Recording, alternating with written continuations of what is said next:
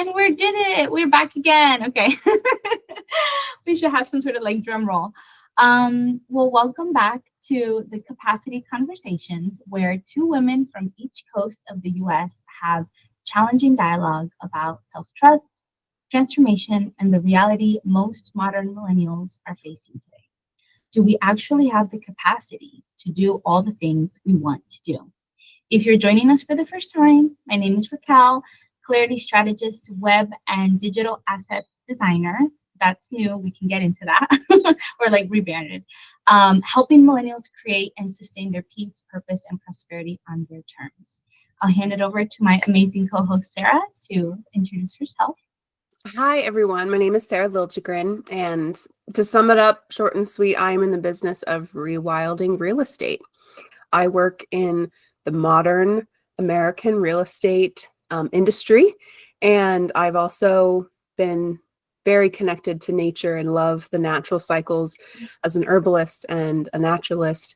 And so I'm working on building a bridge between those two worlds, since they seem vastly different right now, but there's a lot of work in the in-between. That's where the magic's at. I love it. I love it. And that's really our podcast, is the in-between, like figuring it out and holding paradoxes. So we're both great. And we are on episode 3. After sharing our origin stories in the beginning of our series, all about our why, our how, why do we do what we do, how did we come to do this work, and why is it meaningful for us? Episode 2, just a quick recap, we got into some of the history. So what are the things that have led specifically us millennials, but anybody who's listening, watching this, who feels impacted by so many external things pushing and pulling us, and us individuals not feeling or literally not being able to like show up for things. So what has happened in the history of humanity, socioeconomics, all these things that has got us to this kind of pinnacle point. So that was last episode. And one quick kind of blurb is that if you get one thing out of this episode or this series, I hope you know, we hope you know that this is not your fault. There are systems and structures that are literally, whether we want to be conspiracy theories or not, but that are keeping us, enabling us to be deficient. And we'll get into that in this episode, all about deficiencies. So just know it's not your fault. You know, we've all inherited this. And so give yourself grace as we all navigate this. Oh, shout out, check out our show notes for the Spotify playlist to this awesome series. If you are in the mood for something uplifting, nurturing, nourishing, we've got some cool music that you can vibe out to. Okay, so I will start us off with part 1. So get your cup of tea or beverage of choice. I mean, I'm not an alcohol drinker, so I'm not judging, but do you? So the question that we're going to start with, and then Sarah will lead us into the meat of the matter. Why are we struggling with capacity, and why are we so tired? So my disclaimer here that I wrote down, and I'm going to read it verbatim, is that deficiency doesn't go away. To work on one area of life means that we're not working on another area of life, because we can't multitask as much as we would like to. So to some extent, giving ourselves the peace, I keep saying grace because that feels very meaningful for me, that we are what we strive for and what we are working for in terms of capacity in our lives, is an ongoing thing. And we'll get into that it's a work, it's a labor of love to give ourselves and to come back to ourselves. So the disclaimer is that this sense of lacking doesn't go away, because I feel like that's what life is. There's always less of something in one area, and that's okay. So what is the word deficiency? So I was telling Sarah when we were prepping for all of this that I've been going on this kind of binging rabbit hole Alice in Wonderland journey of etymology. My background, I got a degree in English. I don't understand all of the things of English. It just is an umbrella term for learning how to write and learning how to communicate well. And I really was fascinated one of the classes about like the root word of things and how language has changed, evolved. And I've been doing some life coaching work, and the life coach had me think about boundaries. And so I've been getting into this whole, well, what is a boundary and what is this and why? And so the word deficiency came into the mind because of this episode, but also thinking about, well, where is the lack? Like, what is that? What does it mean to not, to be without or to have less than? So I want us to start with this kind of groundwork because I want us to think about how we define, like thinking about power behind the words, the intentionality. So verbatim, deficiency comes from the Latin deficientia, which literally means a failing or a failure. And that piece comes from another root called deficiare. I'm not Italian. I mean, there's romantic languages, so we all have a root system. So I'm hoping that that makes sense. But it means to fail, to fall short. So it literally means a falling away from doing. So if we think about it in that way, that a deficiency isn't that you are less than or that any of us is um, less than, is minimal. If we're thinking about, it's just a falling away, like it's a, it could be an intentional or just a natural part of balance of, we're not doing this right now. This is what's happening right now. So we could interpret that, as I said, as maybe we haven't been allowed to, or we haven't been able to, so there's no capacity, whether that's emotional, mental, spiritual, financial, environmental. But all of this ultimately, to my mind, implies choice. This choice of what can we do, or what do we have time to do, what is within our reach, and what is not. So as I said in the previous episode, episode 2, we talked all about kind of the historical, what got us here, and all the systemic, economic, all the different powers that be. And so all of that, bringing that context into mind, has given all of us different layers, levels of choice. So when we think about deficiency and this of falling away from doing, whether it's an intentional or unintentional thing, it's like, well, what is the choice for us right now? So I think really deficiency is about being in the moment, being in the present, and thinking about, what are the choices that I have access to? What are the things that I am allowing myself or able to negotiate and engage with, which is really hard, because I think immediately when I think of the word deficiency, it's like, oh shit, something is wrong with me. Like I'm lacking in something. But the more that we peel back the layers of this, of falling away from doing, it's not a lack in us innately. I think that if we are really honest with ourselves, that we are just another animal, another sentient being on this planet, that we all come with all the things we already need. And unfortunately, the systems and the structure, the environment, I love Sarah's work because it's like that real estate piece, that what does it mean to have a home? What does it mean to have a grounding and a shelter that may or may not be supportive to us? But that's, we're being kind of implanted in that. Like, it's not, I didn't necessarily choose to be in this apartment. It was the option presented to me. So thinking about deficiency as like, it's not something I'm deficient in, but it's like there's a lack in the environment, in the structure. And so how do we kind of own and take ownership of, okay, what are the choices I have within this? What am I willing, able to do, to engage with in this moment? And recognizing that there's no right or wrong answer. There's not a level playing field.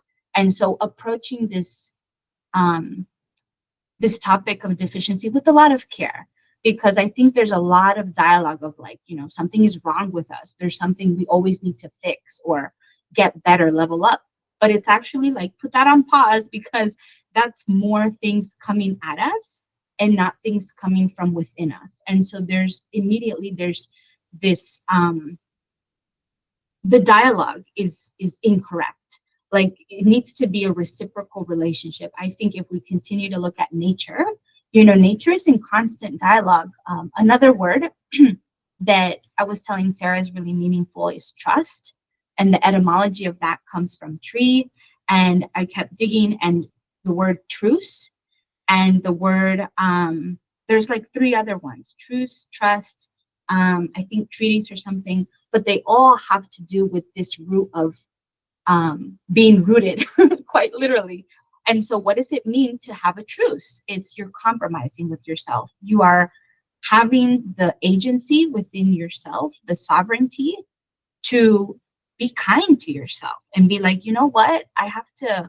This is the capacity I have right now.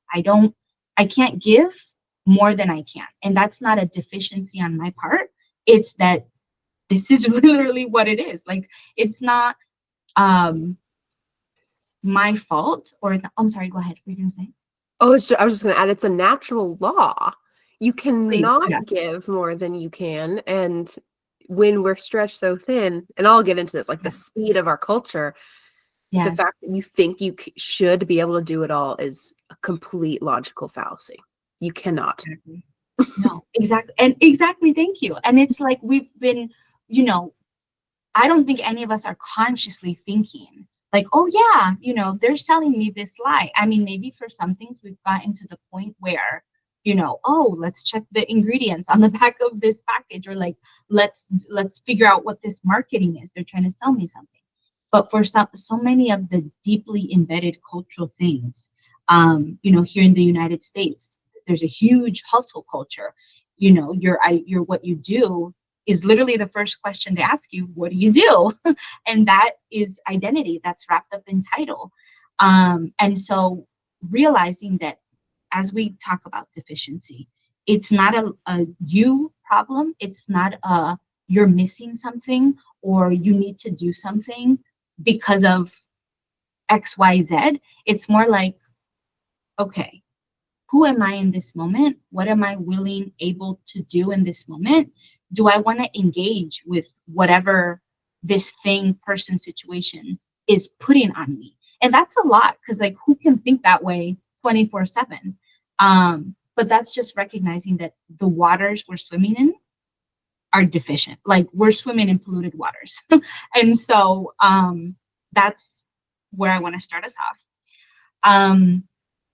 I want to think about all of that in the context of inheritance, because what it means to inherit this society, these systems, not to say that, we can't change, but recognizing that change requires all of us. It requires a continuation. So the work that you do for yourself can have ripple effects for your family, your friends, your colleagues, whoever you're in touch with, your communities.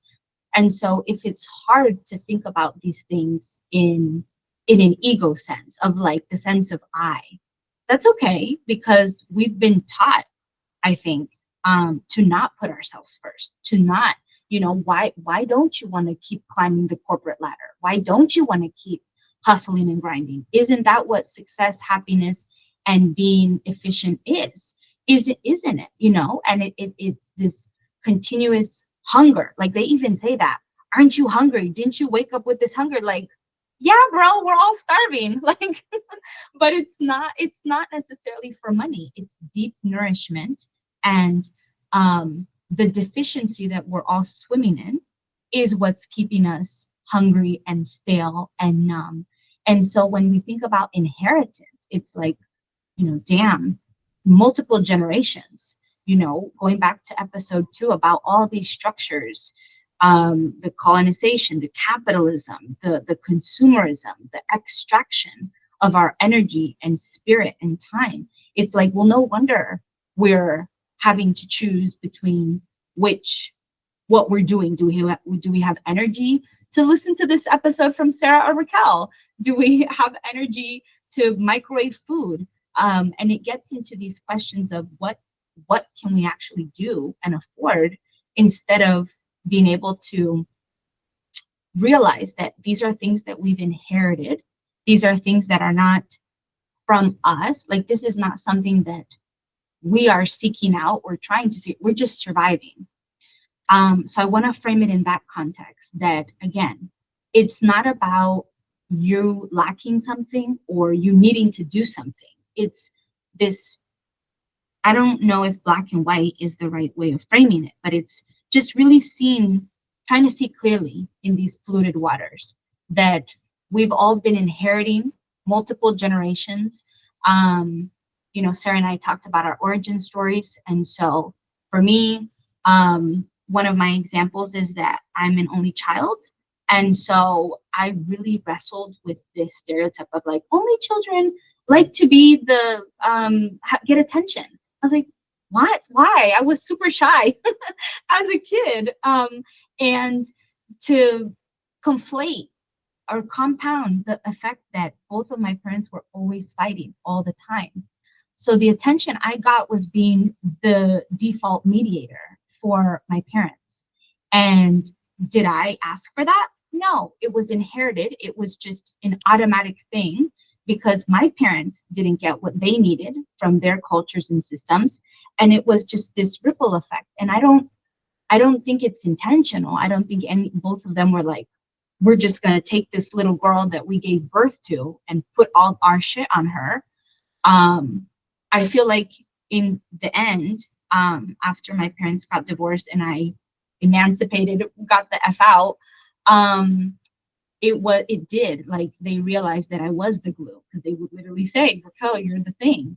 And so sometimes the system can recognize, and I think that's what we're reckoning with now in the United States, of like DEI, meritocracy, women's rights, LGBT, like we're really in the reckoning, because the community, the society that we have developed, and not we as in Raquel and Sarah, but like all of humanity, all the spirits that have come before us that we've all inherited.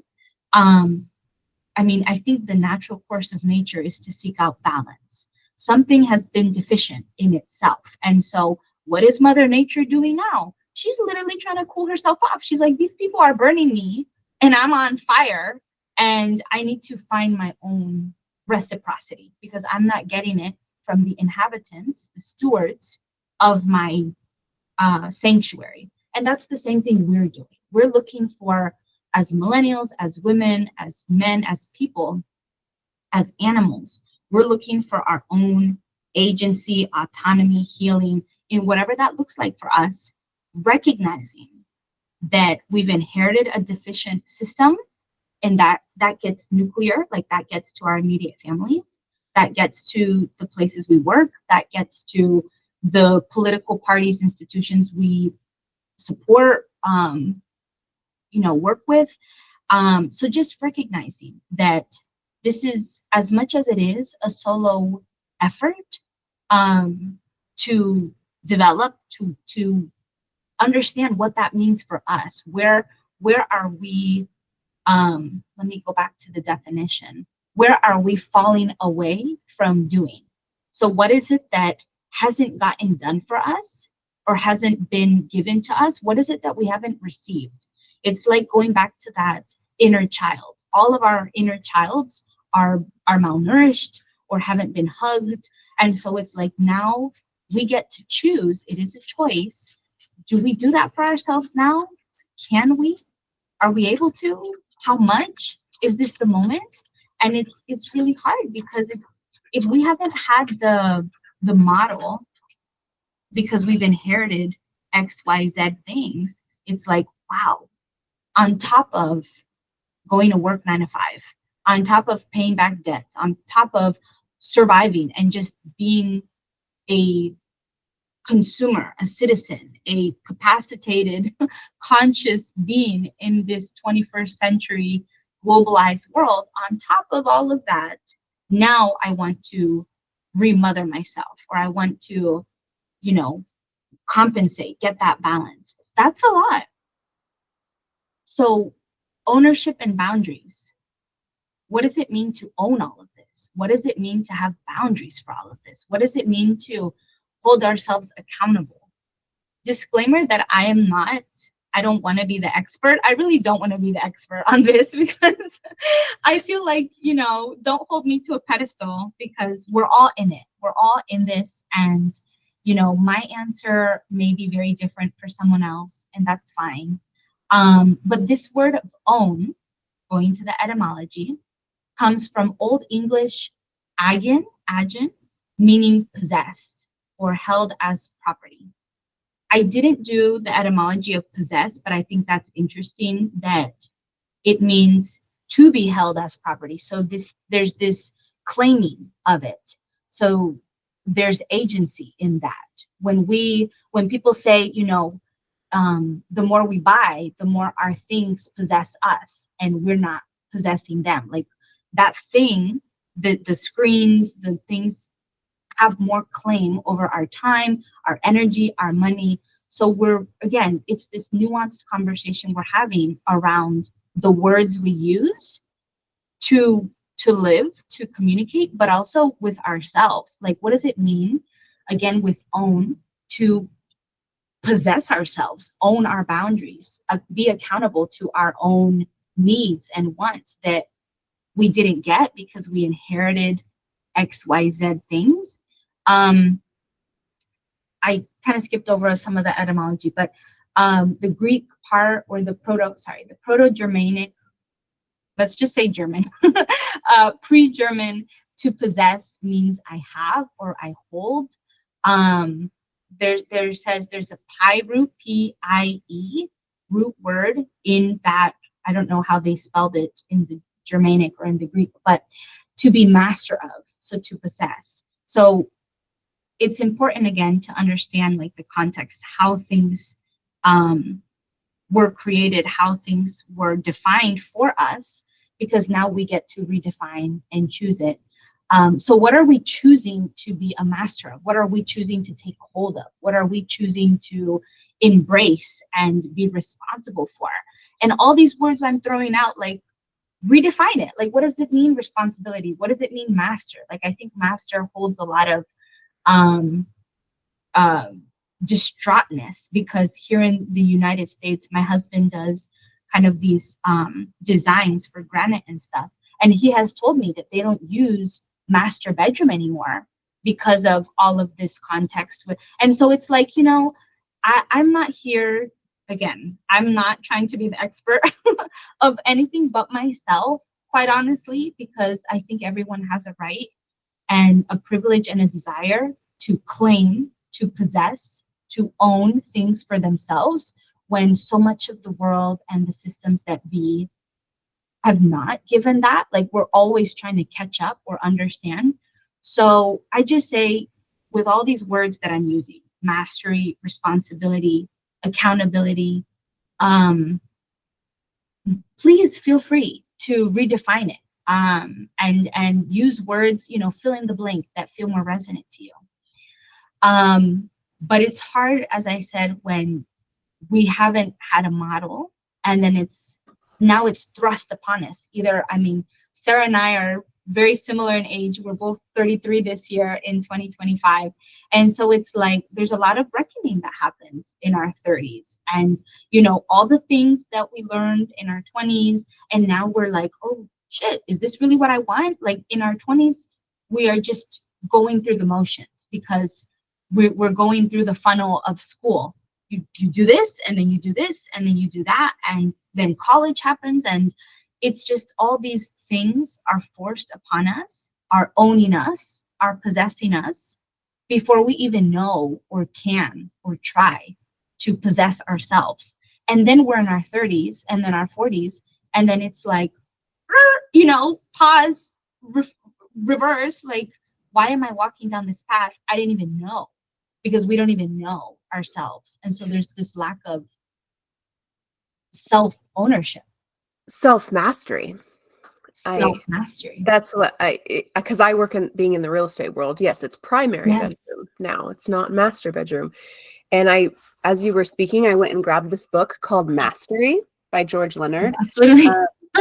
It's kind of about Aikido and martial arts, but the concept of mastery, if that goes away, it's like, how do we relate to ourselves? How do we relate? Because it's already essentially gone. Raquel, do you know anyone like our age that has practiced for more than, or practiced a practice for more than 10 years? No.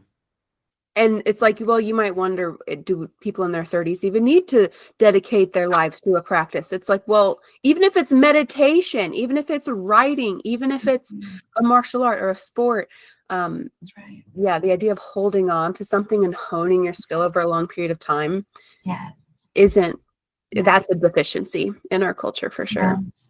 Yeah, because then it's like what, now we talked a little bit, I think, about that in the second episode about technologies, and I think Sarah will lead us into that in the meat of all of this.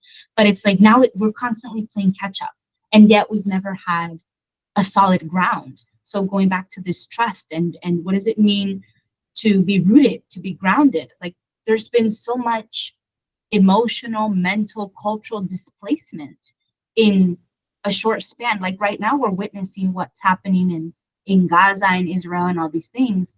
So there's literal displacement happening. But that's been, I think, a recurring theme in history with colonization, with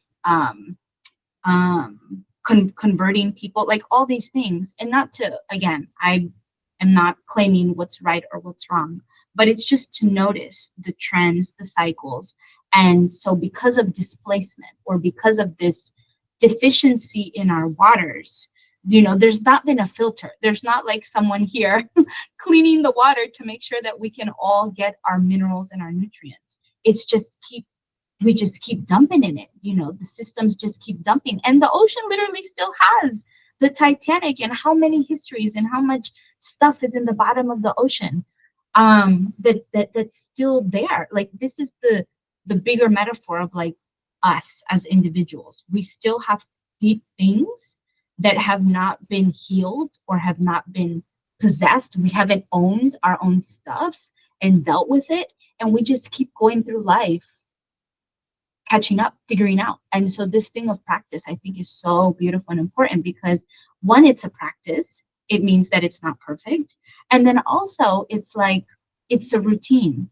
It's what can we do consistently that is meaningful, is helpful, is nourishing, brings us back to ourselves.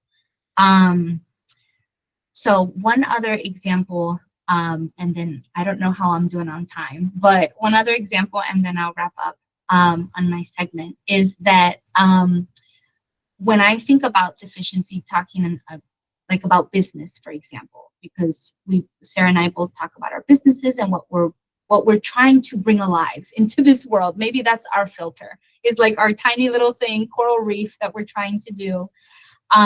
So I have struggled with the income part of the business consistently because I'm like, is it fair to charge people while we're all flailing about in the water? Like, let's say I'm trying to teach people to swim or I'm trying to sell the life raft, but it's like, don't I just want to give the life raft? Why do I need to make money off of that? And what does reciprocity and boundaries and ownership, responsibility look like when we're all trying to survive? Like, what does that even look like? And thinking about the larger strata, that there's billionaires who literally don't give a fuck. Like, there's billionaires literally consistently polluting. I saw this article. I mean, I don't know anything about Chicago, but there's, I guess, this annual thing where they put like 82,000 rubber ducks into some river. And it's part of this competition of like, I think people can donate or can purchase a rubber duck. And then, so it's part of a cause, kind of like run a 5K and then however much you run, something like that. But in my mind, I was like, why does it have to be rubber ducks? And why, and so I was just thinking about like what does it mean to try to show up in a way that I feel like I'm owning my stuff. I'm looking for nourishment, and at the same time I'm not wanting to take away nourishment from other people or from other things. Um, my family, everybody's an immigrant. Me and a handful of cousins were born here. So we're the first generation born on this side of the border. And what does that mean? That means that, well, we have papers. Like, we have a big benefit of being a United States citizen and growing up in a culture that is English first, because I know that anywhere in the world with that passport, it opens doors for me. I speak English. What countries don't speak English? Like, it's a huge advantage. And yet, thinking about the deficiencies or the limits that all my family who came before me didn't have that access or privilege or honor or whatever we want to call it.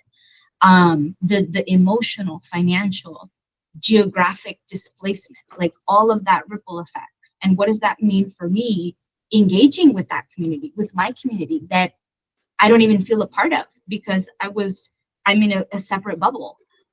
So just, I say all of this to say that I also am reckoning and reconciling and in the moment redefining what all of this means to me. I do charge for a business because it's a need. I know that I need money. Why? Because I have to pay bills. Why? Because I can't be off the grid yet and have a homestead. Like, in this moment, this is where I'm at. Someday. And Sarah's gonna be my expert, and I'm gonna I'm gonna happily pay you because this is the reciprocity of, like, this is how I'm honoring you, and that's how I'm redefining it. Is like, if people can only listen to this podcast or our separate podcast or whatever, then that's beautiful. Take what you need and hopefully keep giving to others. But if there's a willingness, if there's a deeper sense of need, engagement, ability, to work deeper, I'm also here to get paid to hold bigger containers. That means that more of me is in that. With the family thing, like, it's a constant, I think, renegotiation of what does that identity mean to me, and what do I choose to take and let go of, because not all of it is working for me in a Latin identity. And so I ask myself, and I want to, I think I'll end this and then I'll transfer over of what, I have a note here of, like, satiation. So it's like, what is it that is going to satisfy you? What is it that you need in this moment? And today, Saturday, August 9th, I may need something that is very different than tomorrow, than I needed yesterday. And so I love how Sarah brought practice, because it's like practicing this personal inquiry of, what do you need today? What do you need in this moment? And that could literally be nourishing your inner child. Have a good cry, take paints, go ground, hug a tree, go say sorry to yourself, go confront that boss. It could be whatever. But it's like, what do you need? And be so honest and so naked and true to yourself, because that's the only thing. Like, I think that's what fish and the animals are doing right now. Like, they can't even figure. I'm trying to put myself in the fur. I was gonna say shoes, in the skin and everything of the animals. But, like, how can we think about the ecosystem when it's like we are lacking, we need something? So to show up in a way that feels good, that's resonant with the rest. It's like, what is it that you need? And don't shame yourself or feel guilty. So I'll end it there so that I can pivot to Sarah. But give yourself grace, everyone, and we're all in this. Give yourself lots of hugs and loves.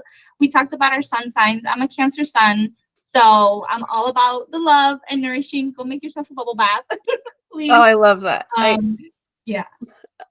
Because I'm a Libra sun, and in my brain right now, I was thinking of the orcas. I was like, put yourself in the fins of the orcas who are attacking the boats right now, because the orcas are like, stop it, and there's just more and more in interactions or attacks, or like small boat fishermen getting like sideswiped or like knocked by orca whales, and I'm like, that's really interesting. I haven't seen stories of that lately, but it was a couple years ago that it was a discussion between me and my friends. Like, I think the ocean is trying to say something to us. That's right. And there is, that balance of give yourself grace. Self-care looks a lot of different ways.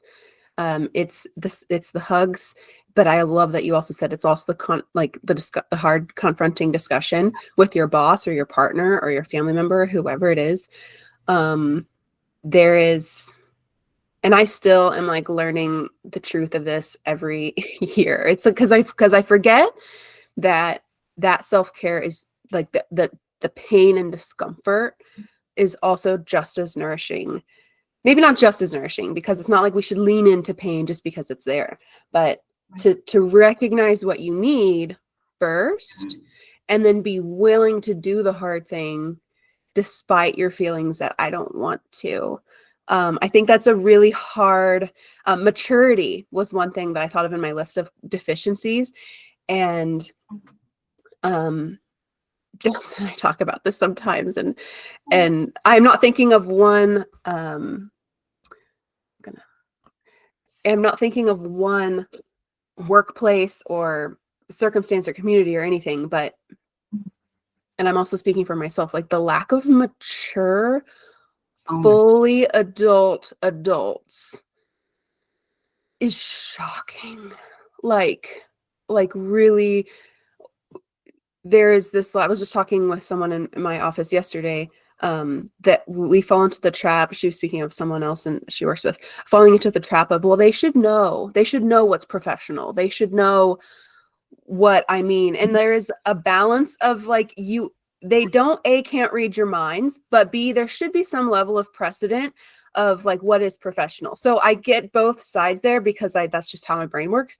And that's unfortunate, because I often don't know. I often don't know, like, well, what is the appropriate thing, or the mature thing, or the professional thing?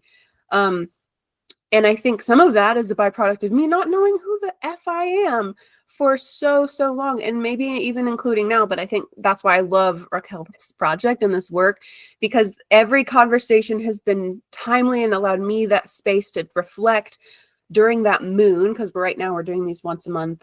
And so a whole month of like soaking into a topic, and that hopefully for the people listening allows you to soak in an hour or 2 hours into this topic of deficiencies. What are we missing? And it's allowed me to notice these are the things that's missing, and it's pushing me to make real changes in my life. So I'm going to have that hard conversation soon. I have it planned, and I'm going to think more about my career, and I'm rebranding, updating my website, like to think about, I'm going to go berry picking this weekend. Like finding, you know what, here's what I'm deficient in. Here's what I'm truly deficient in.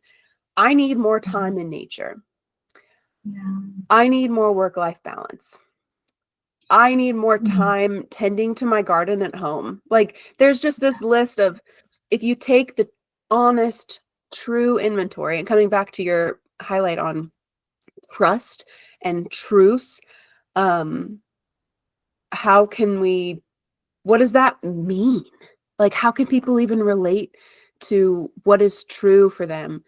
I have like kind of scattered notes here as always, but I guess I'll just start the need for roots.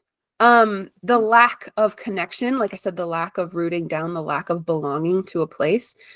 I have this handout written by Jonathan Pageau. And Jonathan Pageau, if you ever watch this, I would love to interview you.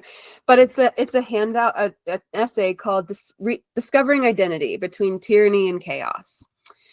And I really started thinking about identity as a deficiency leading up to this talk, because in real estate, in the real estate world, and in sales in general, I'm sure you are taught that if you want to build connections with people, meet them on their identity level, what they identify with.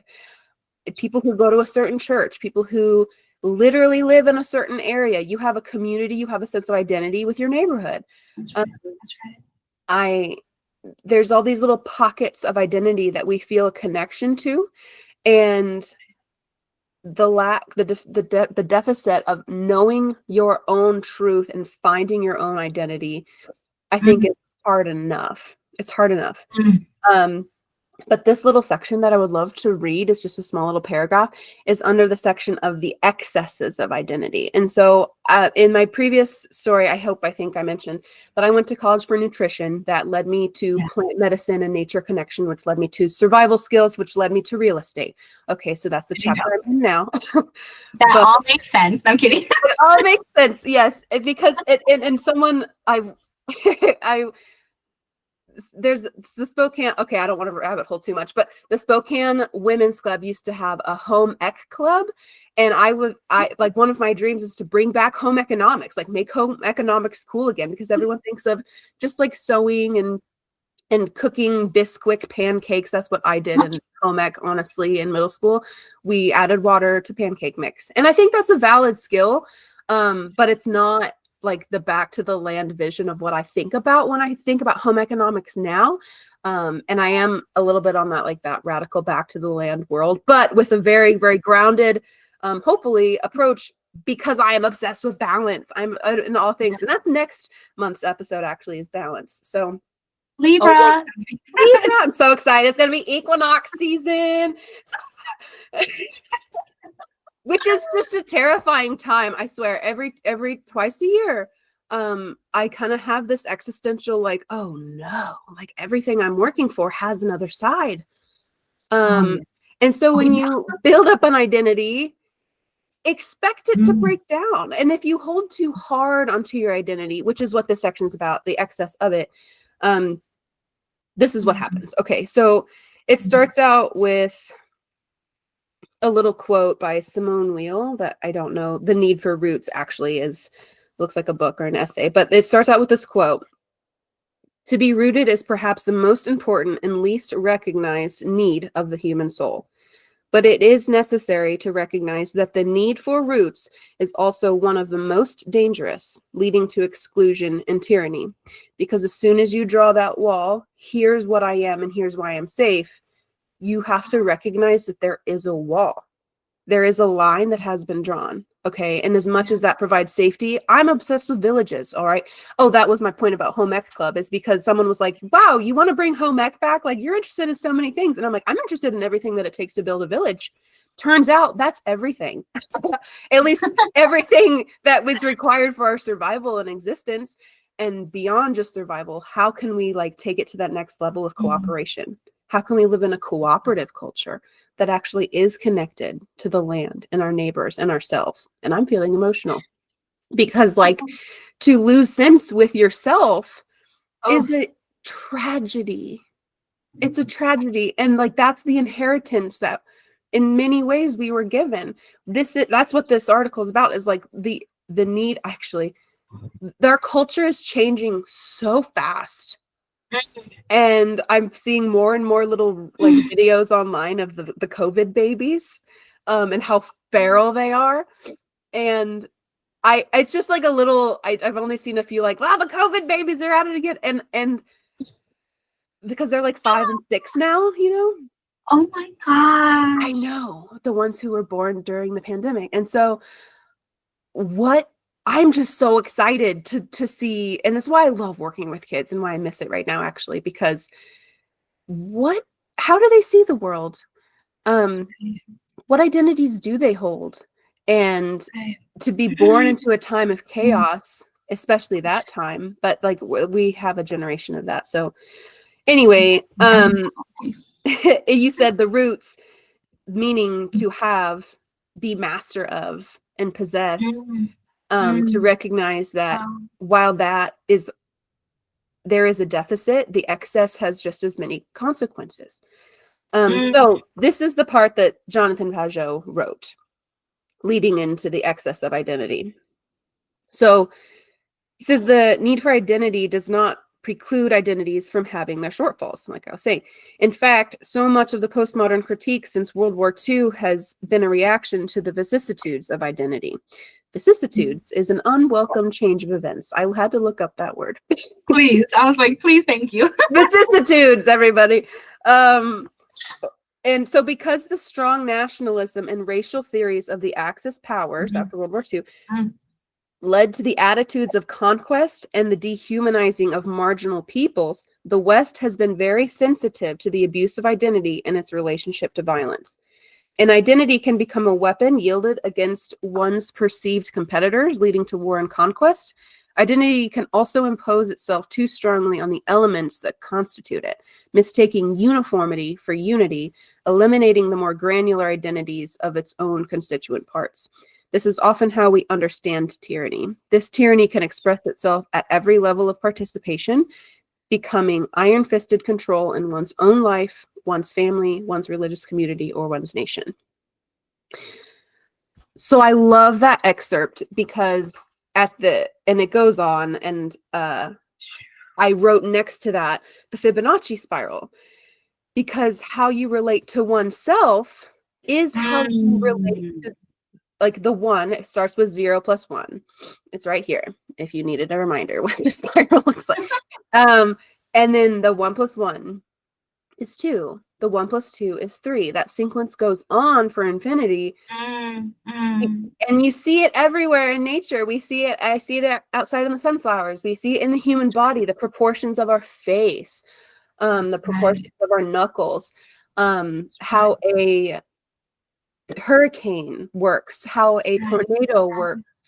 And if we can remember that there is an undercurrent of natural laws, like we were saying earlier, you have your capacity. You do not have more. And if you are burdened, your capacity goes down. And to think that you can go beyond that is just a natural law that you just, there's an ego there that I have seen in the big world of sales, of the big world of anything, not just in the sales of real estate, but in the sales of professional development. Buy my course, like, we're going to decommodify self-development or self-help and personal development, but also buy my course for $1,000. And it's this weird paradox of like, well, how do we fit into this? And I don't think there's like a perfect answer. But I can tell I'm starting to talk really fast because I'm getting worked up. So I'm going to go back to my notes and see. No, I loved it. I'll just say everything you said was like, what the heck? Because that's what's happening now in 2025 with tyranny and, the two polarities of so many socioeconomic. So I was like, wow, that's super. I mean, just the analysis. And I will just say there's something so beautiful around people who have the capacity to go very deep and put language to the things that we're not understanding. Hopefully this series helps people do that. Not creating answers, but like there's something about creating a vessel, some space, because we don't have that, and that's a deficiency in our culture. So anyways, I just wanted to say that was beautiful. Good. Yeah, thank you. Yeah, I Jonathan Pajot is a beautiful writer. In order to unravel, I mentioned in my origin story, religious trauma. I grew up in a church that I say religious trauma because that's what happened.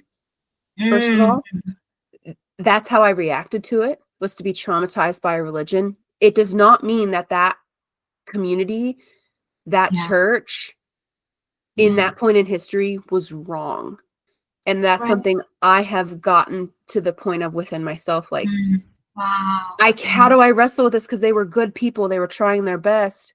And the philosophies that I embodied turned out to hurt. And he is in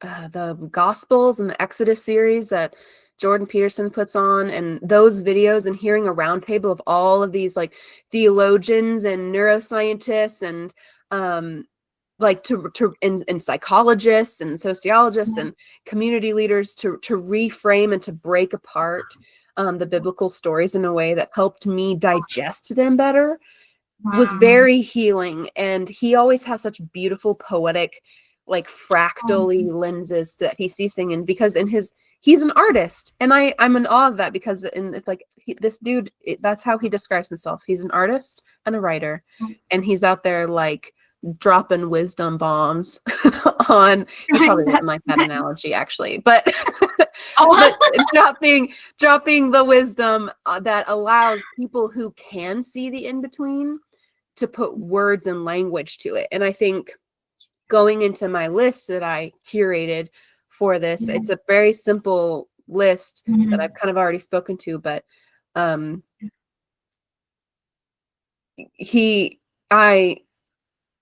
empathy. Okay, I've had a track of, and then I lost it. But my list starts with empathy. It's funny. It also starts with critical thinking.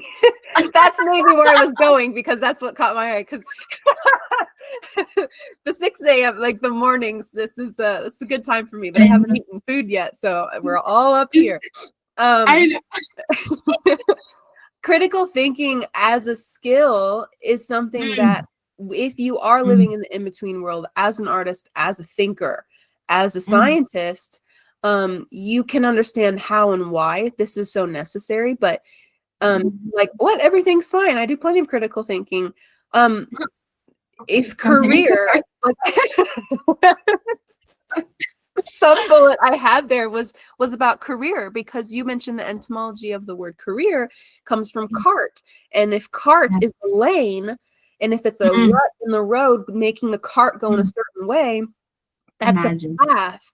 That's a path. So if in like in Spanish, it comes from the word race. If it's a race through a rut, that's right. What is your grand purpose and design in life? And maybe it's to ride that cart. Like, I don't know. Like we need a lot of carts to build a civilization. So right.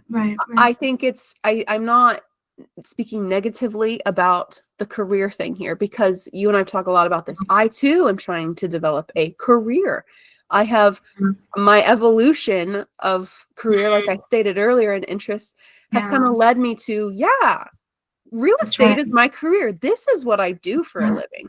This is who I am. I have found a sense of purpose in a career, in an industry that I didn't see coming. I really didn't. And it's still kind of confusing. So the question there is, how are you operating in your personal natural state of thinking? And how has technology played a part? Because the other thing on my list as we go down is the deficit, the total deficiency of nature connection. I think the screens have played a big part. Obviously, it's a beautiful thing. It's how I've met lots of teachers. It's how I met you. Yay!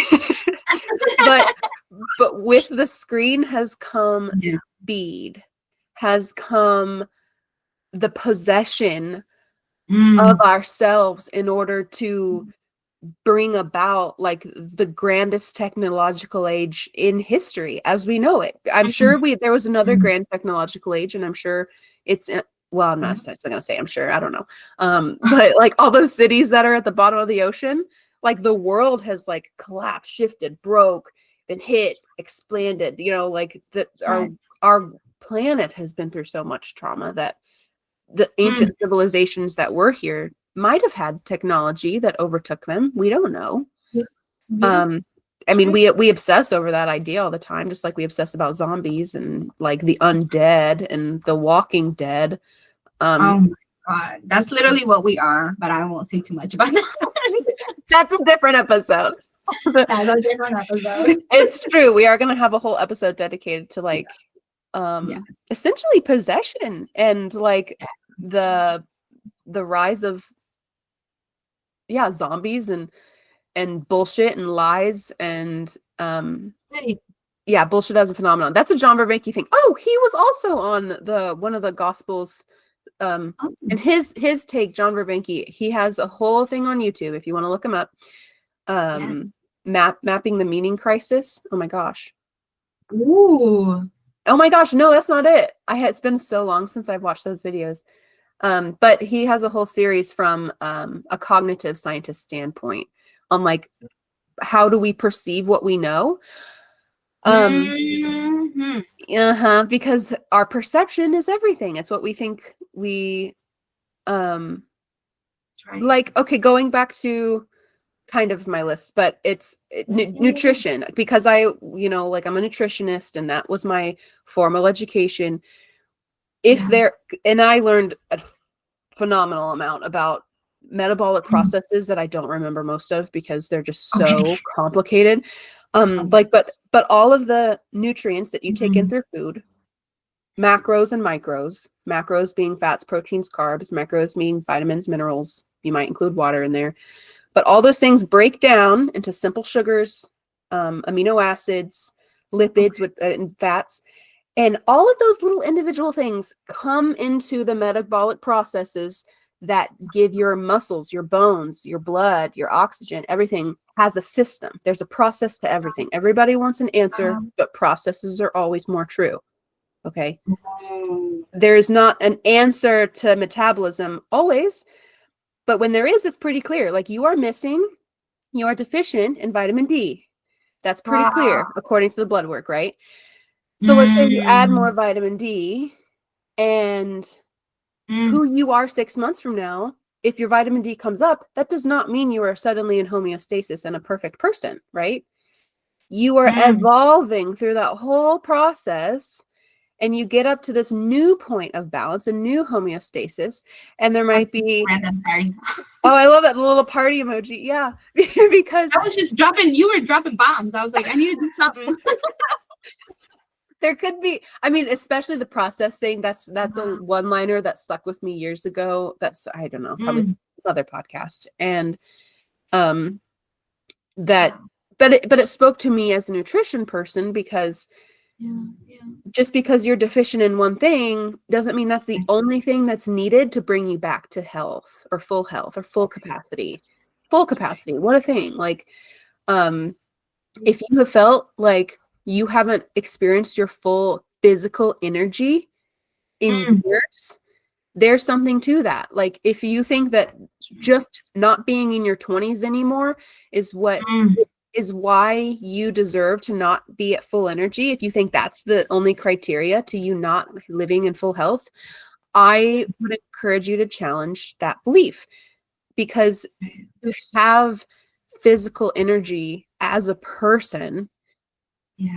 I hesitate to say it's like a human right because I don't really understand rights fully. Like I mean, really, but like I don't know if housing is a human right. I feel like I advocate for that pretty like spiritually, but I actually don't know if I don't think it's a human right.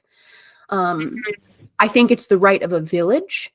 I think there is a cultural responsibility, like you have a responsibility to take care of your neighbors, which actually he gets into, like to care for your neighbors. That's the whole Fibonacci thing. Like if you can figure out how to hold yourself, you can figure out how to hold the person next to you. How do you hold the person next to you? You get to know them. You understand, like that's one of the most phenomenal things that I find in intentional communities is and I just got back from the Vermont Eco Village tour with ecovillagetours.com, and Cynthia Tina, she's a phenomenal communitarian, showing people what it's like all over the world touring eco villages. Why did I bring that up? Oh my gosh, see, I told you, the blood in my you're good brain, because the random acts of kindness are everywhere. And it's not just a random acts of kindness. It's because these people know their neighbors so well. And it's not because they spend a ton of time with them. It's because they just get to know their place and their environment over time. So they start to see what's needed. And I hear farmers talk about this with, when you let the land do what it wants to do, you start to just naturally see what's needed. You don't get that if you're living somewhere for 3 years or for That's right. for 3 seasons. You just That's right. can't, like the whole like double-sided edge of a root. It's like the benefits that come Mm. are beyond what I think most Americans can even comprehend. I shouldn't say that because I think most Americans live in rural land-based communities. Um, Mm. or maybe just as many that live in like urban centers, but most of our population lives in urban cores in America, the United States, because Okay. um, because of the Industrial Revolution and how it brought people into the cities and took people out. And that's another deficiency that towards the end of the last episode, we didn't go into the Industrial Revolution, but to remind you that is what we're living in now. We're living in this postmodern effect of, okay, bring the people in from the countryside, take them away Mm. from the land, give them a new job. With that came probably more clear gender roles. Like, okay, someone's got to Yeah. go be the breadwinner. You're going to go to the Yeah. factory. Someone else is going to stay home and keep the home. Yeah. And then all the cultural lessons that came with that through the 50s, 40s, Wow. 50s, you know. So slowness is another deficiency that I think, Mm. because we aren't as connected, because we aren't That's in right. these natural cycles as much, we don't have the space to make an informed decision. With that, free will, choice, freedom, agency, you mentioned that earlier, like what if these are our options, like you renting, Yeah. that's a perfect example in my world. Like, okay, we're paying $3,000 for an apartment. And then I literally have these mortgage lenders who are like, well, then, talking this out about clients, like, well, if that won't work for them, if this type of loan won't work for them, if they don't have this or this or this, well, then they have to go get a job that makes more money. And Okay. I Just was, do that. yeah, I actually, in all of my respect for this mortgage lender, I was like, I have a question about that. And I really approached it from a place of curiosity. Right. And he was of a generation and like twice my age. I'm in my late 20s and I'm like, excuse me, how? Good for you. Say it. What? Be the orca. And it was really, I really was thinking about this conversation, thinking I'd bring it up today. And I'm glad I remembered it, but I can't remember the guy's name. I don't have his contact info. It was when I was back in Seattle with Century 21 and I lost a lot of those contacts. I'm like, oh, I wish I could figure out who that guy was, because his response was phenomenal. He was like, you're asking really good questions and I don't know. And he had these like very human Oh. creative processes about, well, if Oh. what the tiny home movement isn't necessarily helpful, but it is a start. And here's how we can essentially funnel people into more of an ownership, more of an equity position where generational wealth becomes an option again. And I can have a whole 3-hour episode on generational wealth and the wealth gap and why the housing industry, this is a good time to pay attention to it. But that's just, from my perspective, that's Gaia speaking through me, I think, of like, pay attention. And I'm very curious naturally too about all this anyway, and that you can kind of hear in my story how it started with nutrition and now it's in real estate, and they're very much connected. So And that's it's all kind of nourishment. Like it's all right. nourishment, honestly. So I mean, okay. I have a lot to say to what you just dropped on all of us, but please continue. Okay, well, you can, yeah, say what here, let me finish up Sure? and then we can dive in, because I really, I think if I just mention these things that are on my list, I feel like, okay, at least I said what I was hoping to say. I feel like, oh my gosh, we have to talk about DEI versus meritocracy because I have that note, but I feel like as millennials, these are the things that modern United States millennials feel deficient in. Empathy. I have a story about that. I'll come back to it. Critical thinking, nature connection.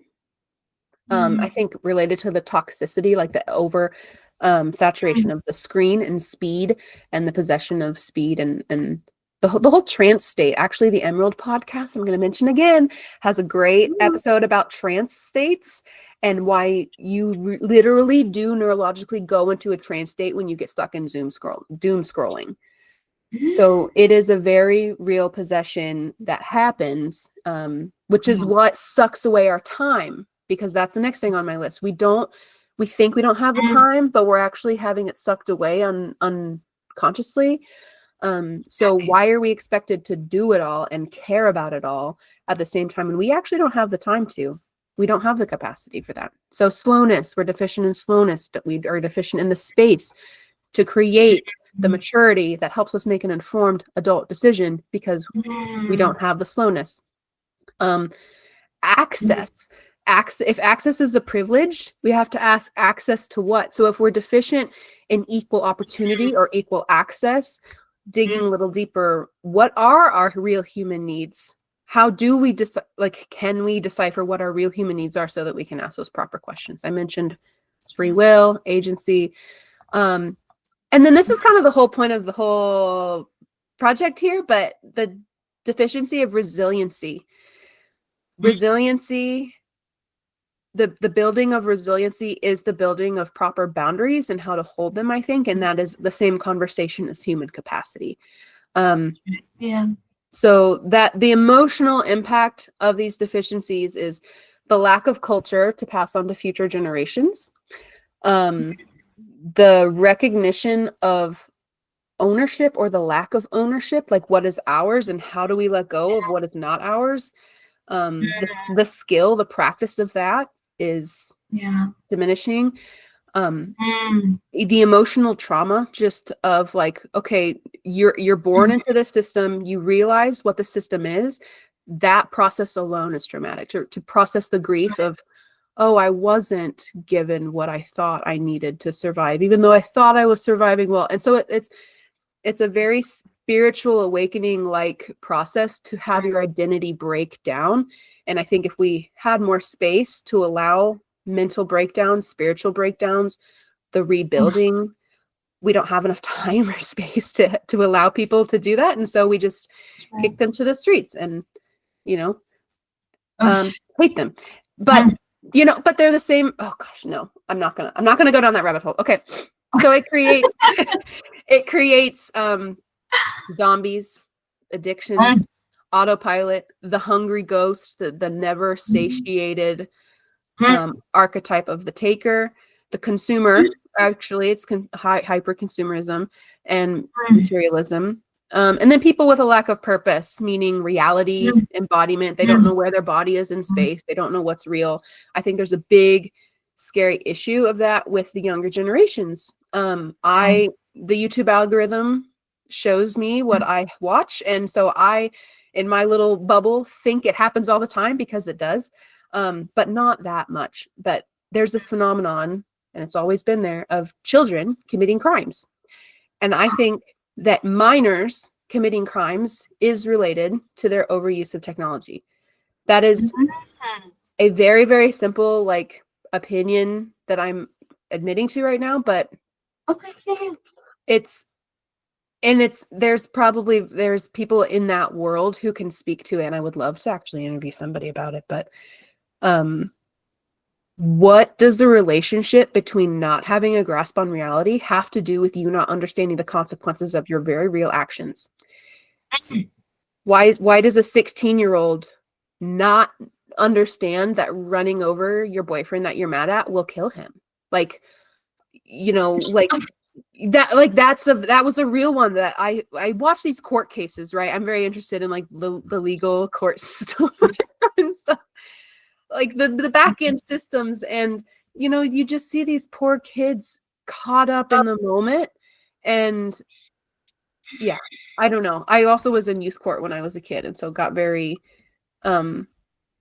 just exposed and have a big heart for kids who don't know what they're doing. And I think this is some of what those deficiencies create, is this lack of connection, lack of reality, and then the toxic conformity. And you have a note here, AI, the erosion of trust as well. We're not a machine that if you just plug in, here's how to do it, and then we just do well. We're a lot of us are very scared. That's right. So that's all I have to say about that. That's all. That's everything, you all. No, I'm kidding. And now we leave you all to fend for yourselves, like you have been doing. No, we won't do that. Why would we do No. that? But it's like all of what you have said has so many pearls. The whole thing is a pearl. But it was just like one thing that kept coming up for me was process. There is like all of these things for me equate to process in the sense that we don't have a village, so we have to be our own village. We haven't been role modeled stuff, so we have to be our own role model. The thing about perception, like nobody has given us, like what we have inherited is so much trauma, confusion, doubt, fear, debt, and it's like now we're all trying to figure it out, and there's no mirror, or there's no support, there's no relationship. Like I love what you talked about the village and how nature, like talking about nature. I asked ChatGPT because if you all don't know that ChatGPT is Raquel's pseudo therapist and the pseudo physical therapist, and that I play at it. I play at it, but it's also like it's a sad truth that I don't have the money or the time or the resources to find the individual experts or the village. I don't have that. We don't have that, I think, as a group of people to have our own team, our own squad. And so I asked ChatGPT around how does a tree know like when to support the other trees? When does a tree know that it's gonna give more of itself and support the forest and the ecosystem? And ChatGPT had responded something like the tree is in devotion to its own design, that it gives, but kind of going back to what Sarah and I were saying about capacity, that it's a natural law that we have what we have, and we don't have to push more beyond that. And so I was like, oh my God, ChatGPT telling me that trees honor their own design, and like they're devoted to their own design, and that trees inherently respect their rhythm. I was like, what the fuck? Like, this is why trees are wiser. And if I'm gonna put a hierarchy, like trees are better. I mean, I've already told my husband I would rather be a tree or a butterfly or something, because there's, I mean, humans are brilliant, and we are also stupid. Like we're not brilliant. Like there's so much ego-ness that I think gets in our own way and creates so much problems, that we are creating our own problems, and we're not solving them.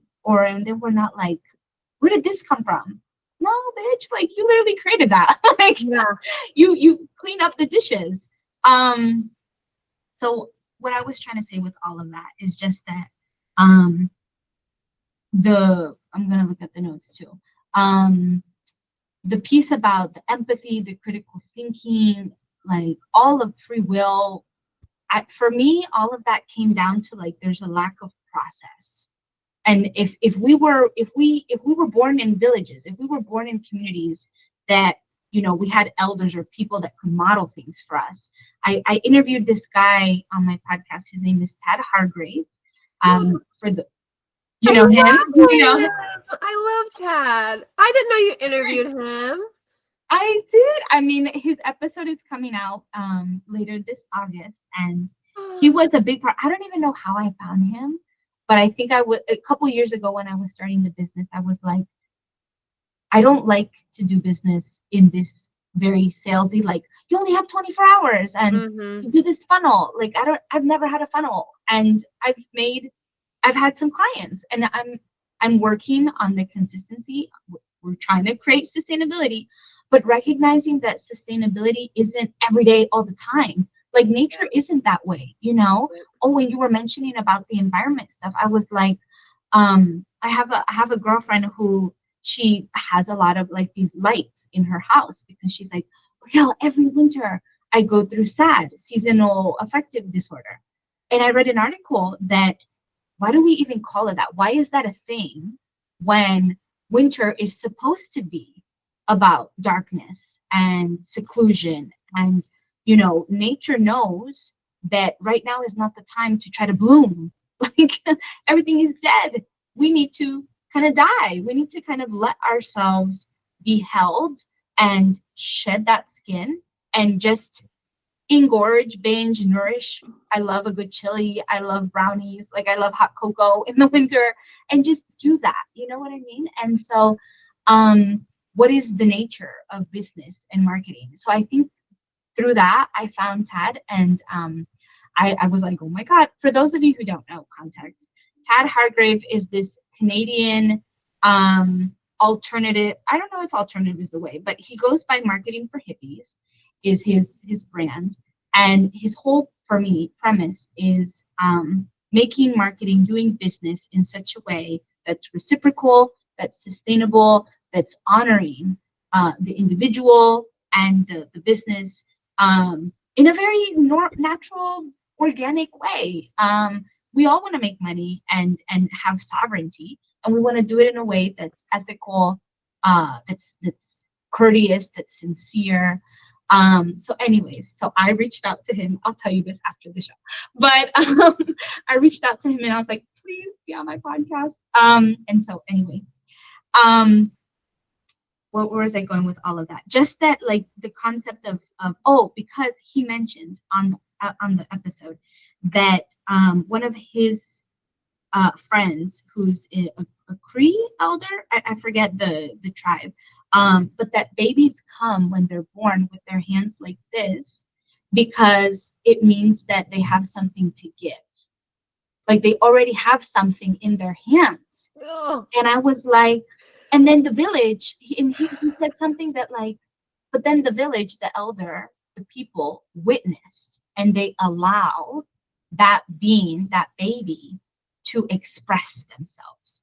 And like, okay, I see that you like farming or agriculture, or you like herbs and healing, or they just let you be. And so you said something around like, you know, when the metabolic processes or like in nature, it does its thing.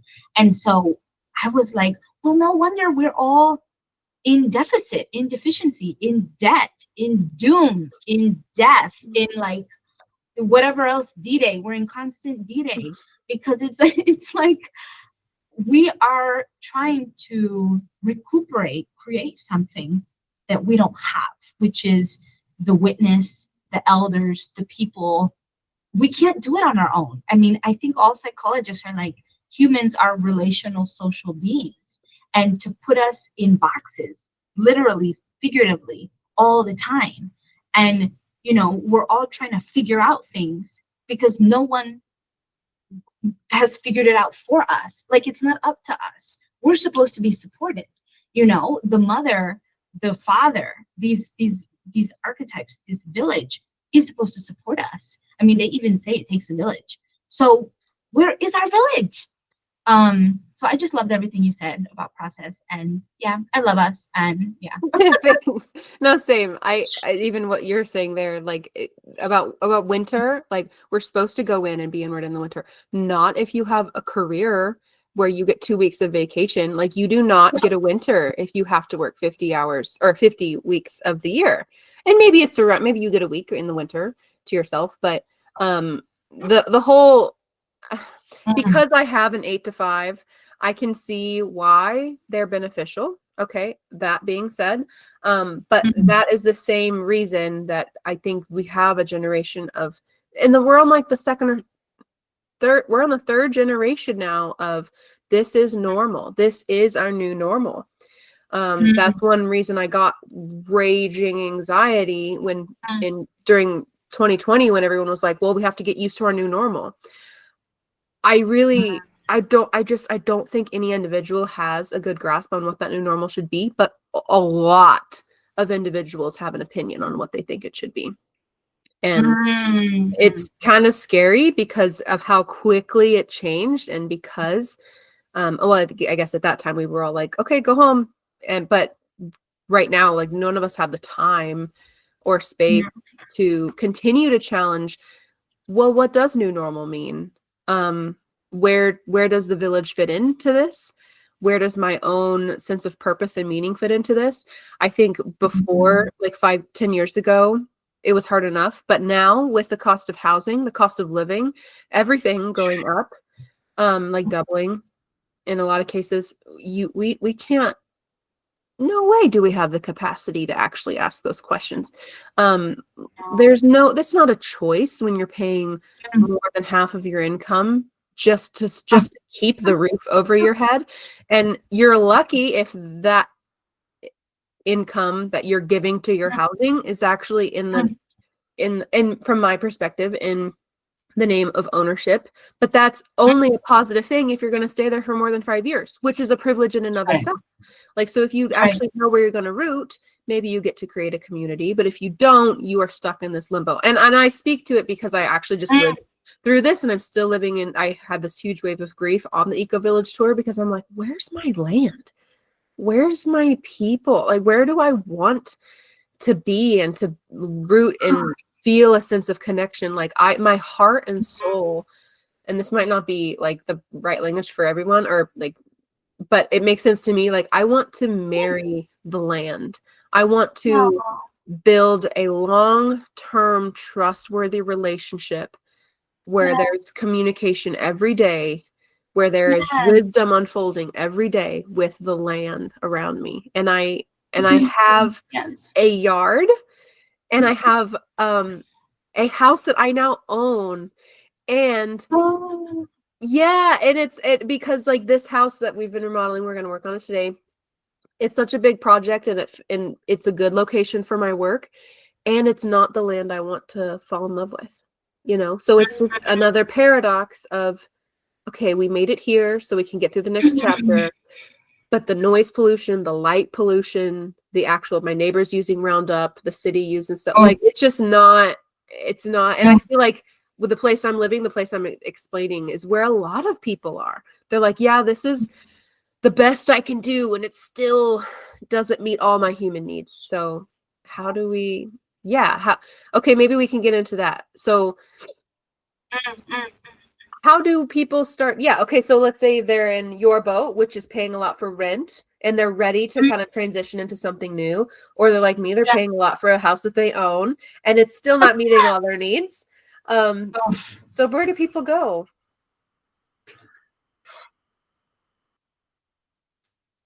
I think we start with, like, it's so hard because it's hard to think about the future when the present is uncertain. But I feel like I'm trying to encapsulate in a short way what I'm trying to do in my present. So I feel like I'm an open book. So let's just tear it out. I'm very so I am married. I have been married 2 years, this second year, but I've been with my partner for 9.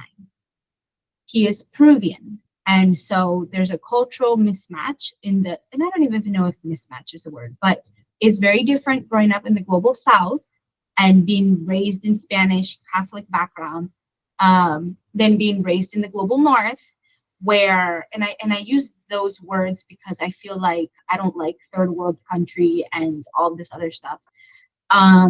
And so I grew up having access to McDonald's and like going to 7-Eleven or whatever. And so we live in an apartment here in Northern Virginia. I grew up with this, my parents like, get prepared, get a degree. You're an only child, you're a woman, you're a Latina, like the world is not going to do you any favors, so you got to do yourself a favor. And I was all about, I want to do yoga. I want to go live in Sedona, Arizona. I just want to like peace out. And and I never got to do that. I never got to be me until after I graduated. And I was like, fuck it, I'm not making money enough to pay my debt and to pay student loans and stuff. So I'm just going to do it. I'm just going to get a yoga degree. So my husband doesn't come from that background. So we, in our house, white collar, blue collar. I make more money than he does. But we divide the rent evenly. And he has been able to save more because he hasn't had the debt that I have had. And so I try to paint the picture of like in one apartment, one bedroom, there's already like multiple worlds living in here. And there's different ways that we approach certain things. I tend to approach things of like, going back to the question of what do we do, I'm always like, what's the future? How's the future going to support me? Whereas my husband comes from this perspective of, because in Peru, you can literally own your house. And so his mom, I think, is that first or second generation? The thing is that his sister and his nephews and nieces can inherit that. So that's 3 generations that can stay in one place. You know, like for me, that's an example of generational wealth. So they don't have to possibly think about the future in the way we do here in the global north, because we don't really own property like that. So his mindset is very different of like, things are going to work out. And I don't think he means this in a happy-go-lucky, but in his life, in my husband's life, he has seen things work out if you just work hard. And you know, politics in Latin America is corrupt. Like, I'm not saying that it's stable, but it's just that in their social economic situation, it's worked out, and they have seen the proof of that. Here in the US, we don't see that. And maybe I can make the argument in like in Europe, in the UK, in Germany, like maybe there are other Western countries that even if we prepare, the future is still uncertain. So it's hard to think about like, how do we make this work? How do we find land when it's like, but we don't even know tomorrow, will there be land? Like, it's really hard to think like on the East Coast. We had a hurricane in North Carolina. I was like, oh my God, I love Asheville, and I love all, because we went there, and they have a really nice community, and I am someone who likes to see a lot of different colors, a lot of different faces, a lot of different ages. I don't like to just be with Latinos. That's just my personal preference. I like the hodgepodge, and I love that about the East Coast, certain places. And a whole hurricane in North Carolina. And I was like, I had never seen, I'm from Florida. So I was like, what is a hurricane doing this far north? Yeah. So the scary of like, no, what's happening to the land that I don't have control over. So I think that was a lot of context to say that the way I answer that question is like, what do I have control over? Okay, I have control as much as I can of not having debt. Thank God. I mean, to a certain extent, COVID did me a big favor, because those checks went straight to the debt, to the student debt. And then I worked my big butt off, because I have a big ass. For those of you who can't see me, I have a very, I worked hard to get out of car debt. So I did 2 jobs, 2 full times, remote contracts. And so now I don't have debt. So it's like, what can I do if I can, right?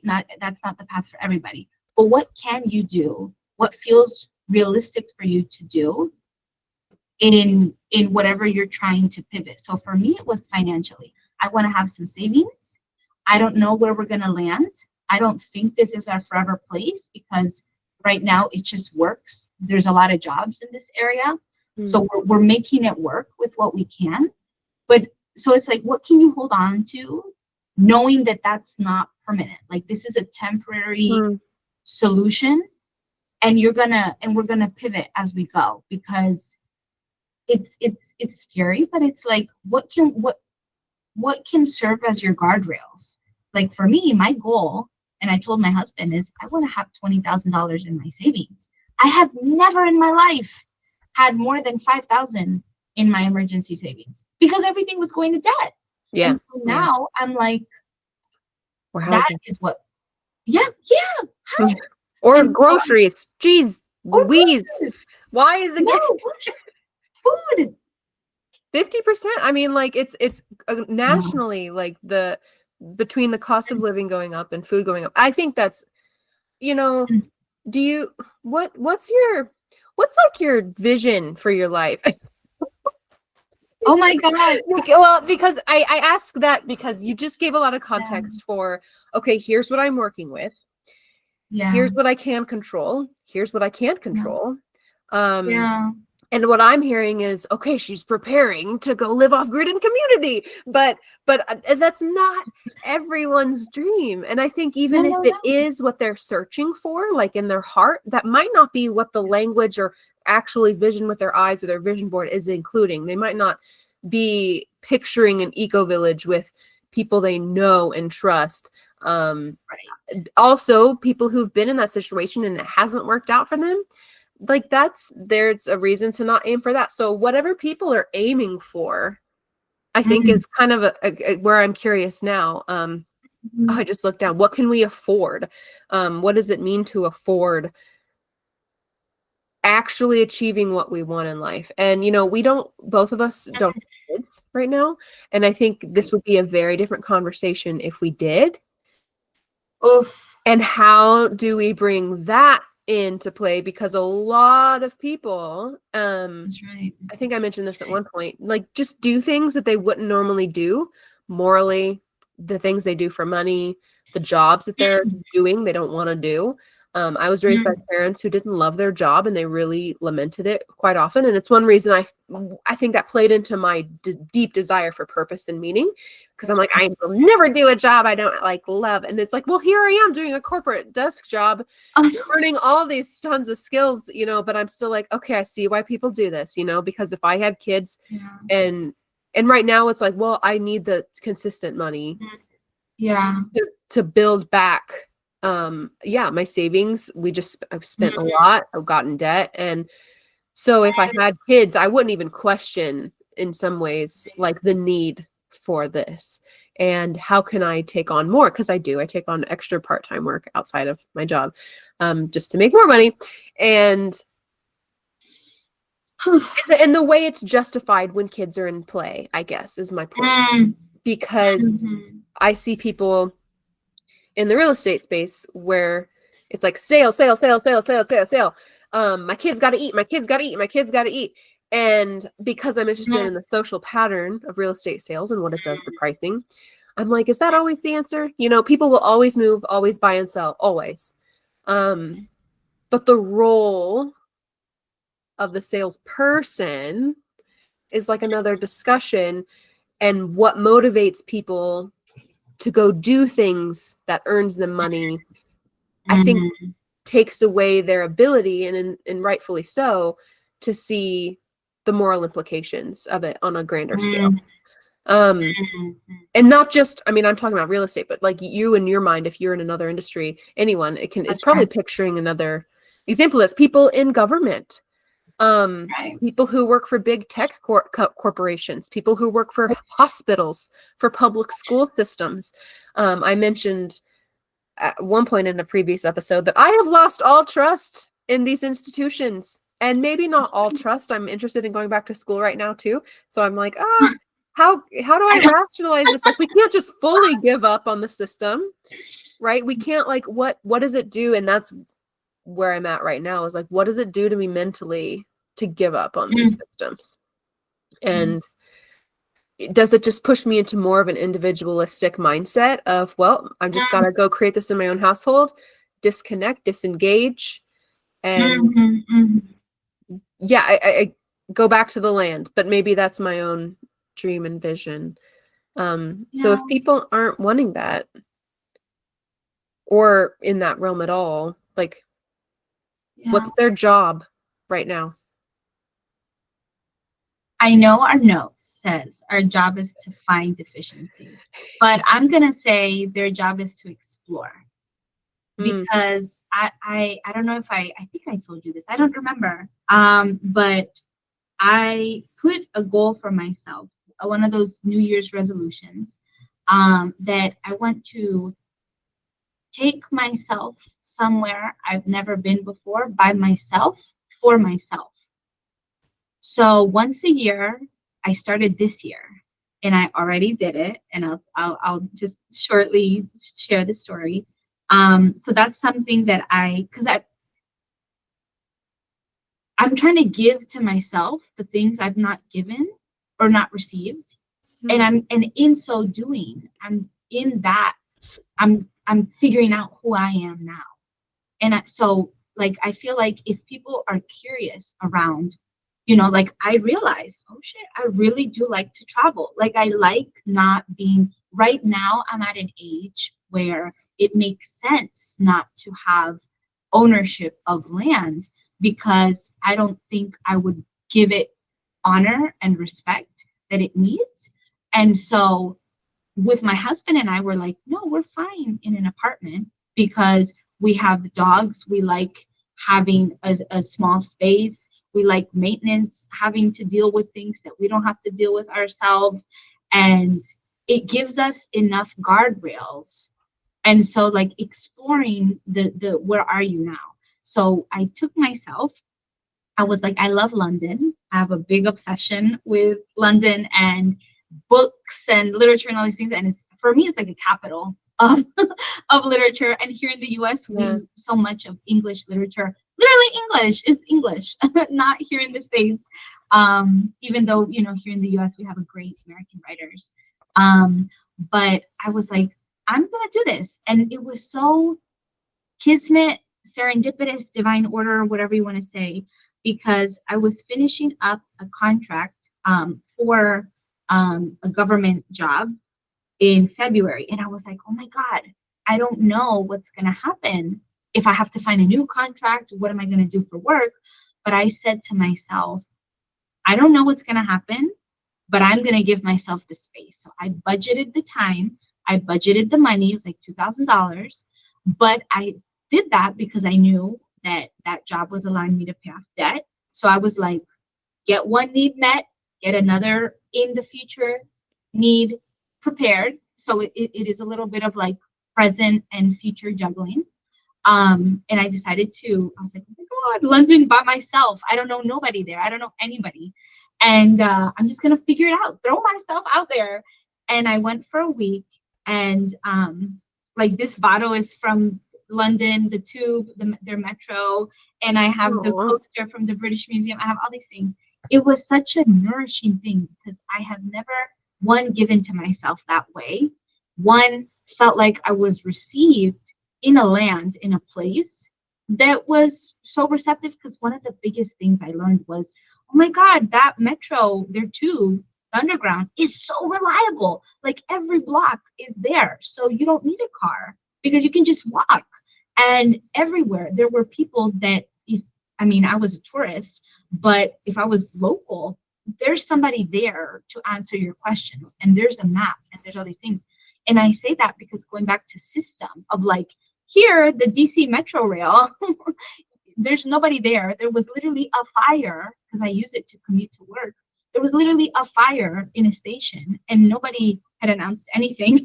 So we're all just sitting ducks underground in a metro waiting to hear. And I'm like, on the app, there's less connection because we're underground. And I get out to look for a human being and there's nobody there. So what am I supposed to do?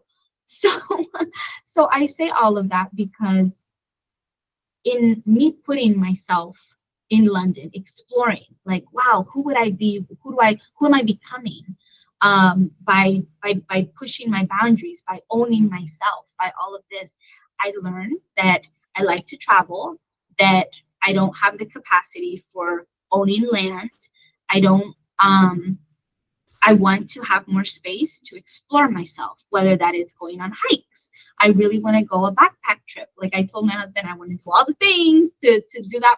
And I want to do it solo. And I want to do it with him, but I want to do it solo. And what I'm trying to say is, like, I think the job in finding deficiencies is exploring. Like, explore who we are now so that we can start to figure out who we're becoming or who we might be. And then that will help find the vision. Because now I'm like, oh shit, I told my husband, could I want to live in Europe one day? Like really strict, because I love their public transportation. I was like, the US is not cutting it for me in that regard. And there's something about, for me, multicultural is very beautiful. So having different languages, eating different cuisines, being immersed in different energies, that's very exciting for me. And their cities aren't like New York. I mean, no, if you're in New York, please don't hate me. But New York doesn't resonate for me. That's one land and one energy, just that doesn't resonate. So what I'm saying is just explore yourself, whether that's books, whether that's literally traveling, whether that's putting money towards different things. And in that way, you start to figure out, or I have started to figure out, what are my deficiencies? What do I need? What are my needs? How much am I willing to give to that? And that way I'm like, okay, right now, for the next couple years, this might be my future. Knowing that maybe there's room to pivot if I change direction. So it's like, who am I now? And then having a buffer, like that could change. So hopefully that made sense, but that's kind of what I'm working with now for like vision creation. Mm-hmm.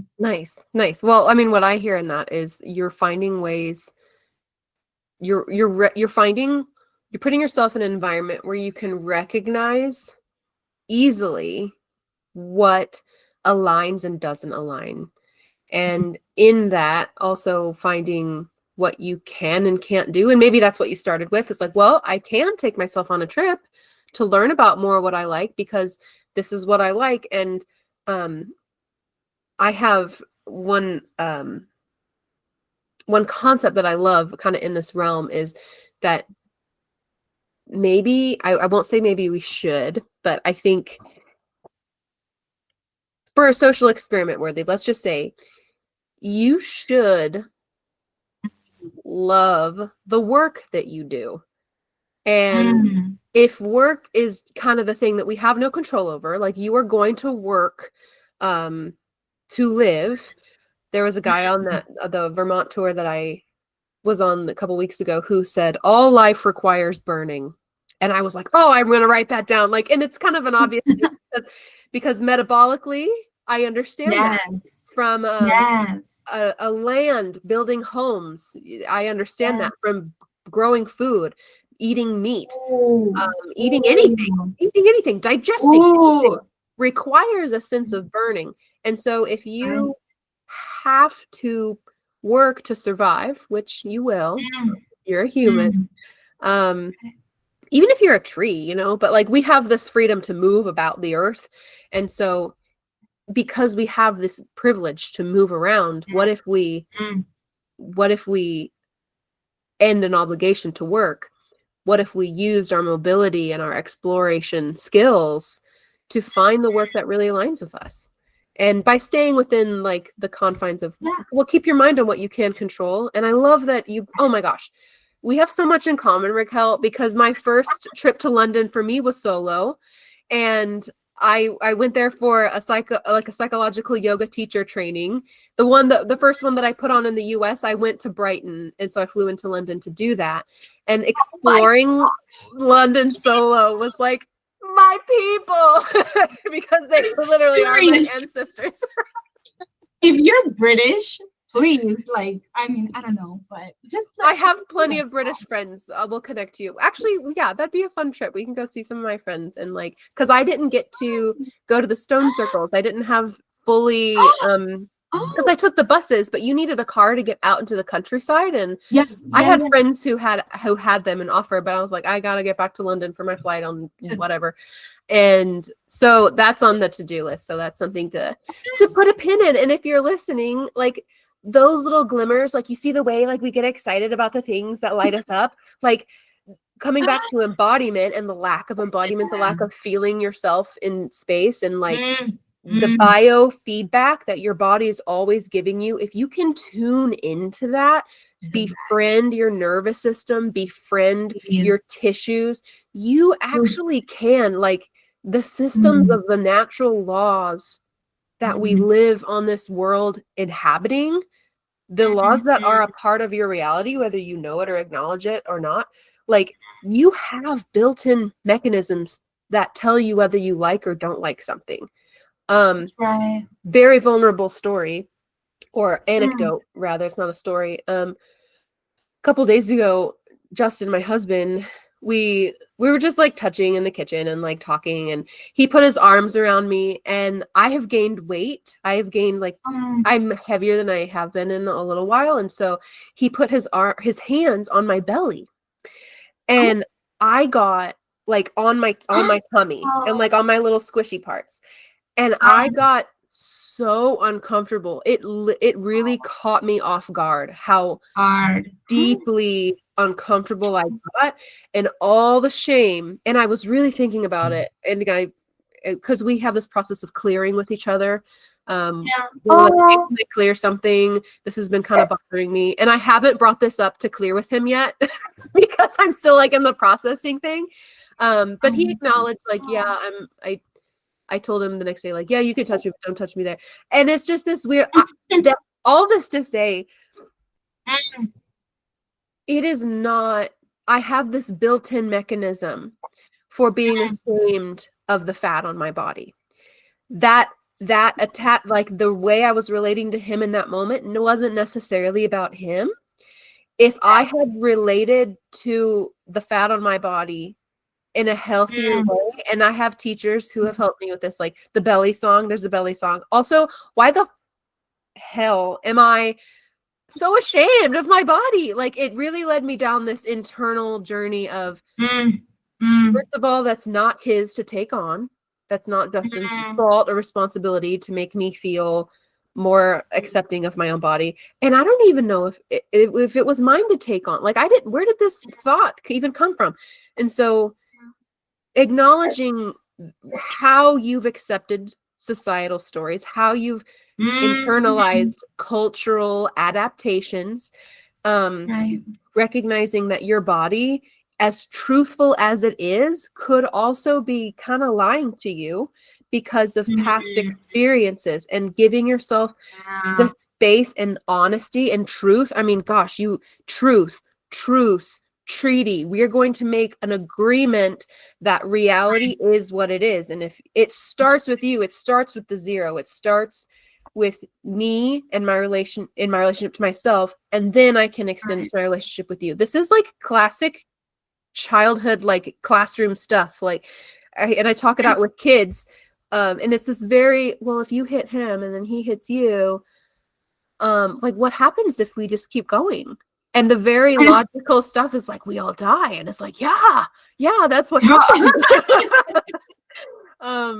So I guess all of that, is if your job is to explore, consider all of that in your exploration, that there's a lot of truth and there's also a lot of lies built into your experience, our experience. That's right. So creating a boundary system, a value system, a non-negotiable, this is who I am, and let the rest go. Because I think it's kind of scary. It's been kind of scary to me, like how little of my own identity is actually mine. And Jonathan Pajot gets into that in that article. It's like, your identity is never self-determined. I mean, there's a lot of self-determination, but it's never just that. It is all of who you are and how you are in your environment too. So there's way more factors at play in the identity and the empathy and the thinking and the who you are and your sense of reality and the truth and what you have inherited. Going back to inheritance is such a big part of this discussion. So in your exploration and finding what is deficient in your life, like, if all of this is kind of overwhelming and you're like, I don't think about any of this shit day to day, but if there's a voice in you that's like, but I want to, I mean, start with embodiment work. That's what I would say. Like, start with a physical practice that brings you into your body, and hold yourself with grace, like you said. I mean, gosh, that's so important. Would you say, here's a question for you, would you say that the people that you've helped through self-trust, because you do consulting work with people, with other millennials, and developing a Yeah, sense of self-trust, yeah. if they kind of hold on too tightly to an identity, Mm. or too tightly to their own expectations of themselves, do you Oh, see a sense of regression, or is it something else? Like they regress in their self-growth? Because I found that in myself. Like, oh my gosh, I'm not maturing at all because I'm so freaking hung up on my own what I think I should be, you mm, know? yes. The answer is yes. Okay, I okay. I heard this quote that I literally heard this week. Expectations are premeditated resentments. Mm, And I was like, I'm writing that holy down. yes, holy F, holy whatever, holy, because it was like premeditated resentment. So that means that to Oh, expect something is a choice. Like I'm already choosing that this forward thing that I don't even know about is going to affect me in a certain way. And I have a friend, okay, to talk about boundaries. You know who you are and you know I love you. If you're listening to this. We're different because she comes from an African country. And so I don't know what it is to be an immigrant. Even though I'm a child of immigrants, it's a different experience. And she has a master's degree. Like she literally came here at a certain age where she was able to take advantage, put herself in the position, and had access to all the things. And yet, and she really struggles with identity. Like this being what her culture, her family wants her to be, or needs her to be, or is telling her to be. And her, like, she interned at NASA. And I know you know who you are if you're listening, because I told you you're badass.